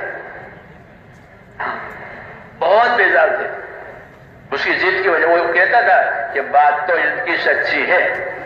ہاں، ایک دفعہ مغیرہ بن شعبہ سے بات کر رہا تھا، صحابی ہے، کہنے لگا حضور صلی اللہ علیہ وسلم آئے، ان کو دعوت دی، پھر آپ تو روانہ ہو گئے وہاں سے. جب آپ آگے نکل گئے تو کہنے لگا کہ بات تو ان کی سچی ہے لیکن ہم چلنے نہیں دیں گے، ان بات ہم چلنے نہیں دیں گے، ان کی بات سچی ہے.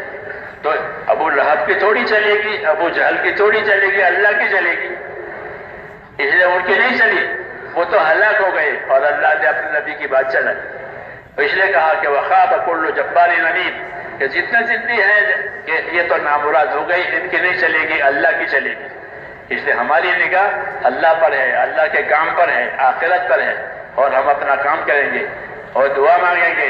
اللہ تعالیٰ اس کام کو اپنی قدرت سے چلائے گا، دشمنوں کو دوست بنائے گا. ناموافق حالات میں اللہ تعالیٰ حالات کو بھی بدل دے گا. جیسے میں نے کہا مدینہ میں بخار تھا، وہ بخار بھی ختم ہو گیا، حالات بھی بدل گئے، تعلقات بھی صحیح ہو گئے. اس لیے کہا کہ اس کام میں سلامتی ہے. اس لیے کہتے ہیں ہمارے بڑے کہ اس کام کو یقین کے ساتھ کرو، یقین کے ساتھ کہ اللہ تعالیٰ اپنے دین کی برکت سے دین کا سارے حالات ٹھیک کرے گا. کبھی دیر سے ٹھیک کریں گے، کبھی جلدی ٹھیک کریں گے، دونوں باتیں ہوتی. بعض دفعہ دیر بھی لگتی ہے، حکمت ہے اللہ تعالیٰ کی. لیکن صلاح اور فلاح جو آئے گی وہ تو اللہ کے نبی کے کام سے آئے گی. اللہ نے ہم کو یہ نعمت عطا فرمائی ہے، اللہ ہمیں اس کی قدردانی نصیب فرمائے اور ہمیں اللہ اس میں ترقی عطا فرمائے. اس لیے اس کی قدردانی بھی کرنی ہے اور اس کی ترقی کی فکریں بھی کرنی ہے کہ ہم کو بھی اللہ ترقی ملے اپنی قربانیوں میں، اپنی عبادتوں میں، اپنی دعاؤں میں، اور دین کو بھی ترقی ملے کہ دین کا یہ کام ہر جگہ اللہ تعالیٰ اپنے کرم سے اللہ پہنچائے گا. اس کو اللہ پہنچائے گا، ہماری طاقت نہیں ہے، اللہ پہنچائے گا. لیکن جب اخلاص والے کام کریں گے تو اللہ ان کی کوششوں کو برباد نہیں ہونے دیں گے. اِنَّا لَا نُضِيعُ أَجْرَ مَنْ أَحْسَنَ عَمَلًا، فرماتا ہے اللہ فرماتے ہیں ہم کوششوں کو برباد نہیں ہونے دیتے کہ جنہوں نے اچھی طرح سے اپنی کوششیں کی ہیں، محنتیں کی ہیں، عمل کیے ہیں، اس کو ہم برباد نہیں ہونے دیں گے بلکہ اس کے نتیجے لائیں گے. بشارت. تو اللہ تعالیٰ نے ہمیں اپنی بشارتوں سے بھی چلایا ہے، اپنی مددوں سے بھی چلائیں گے. اس کے لیے اپنے کام کو کام بنانا ہے اور معتقد اخلاص اور استقامت کے ساتھ کرنا بھی ہے اور اس کو پانی بھی دینا ہے، نصرت بھی کرنی ہے. اپنے دین پر قائم بھی رہنا، اپنے دین کا مددگار بننا، یہ ہمارا اصلی سبق ہے. تو اس کے لیے تیار ہیں.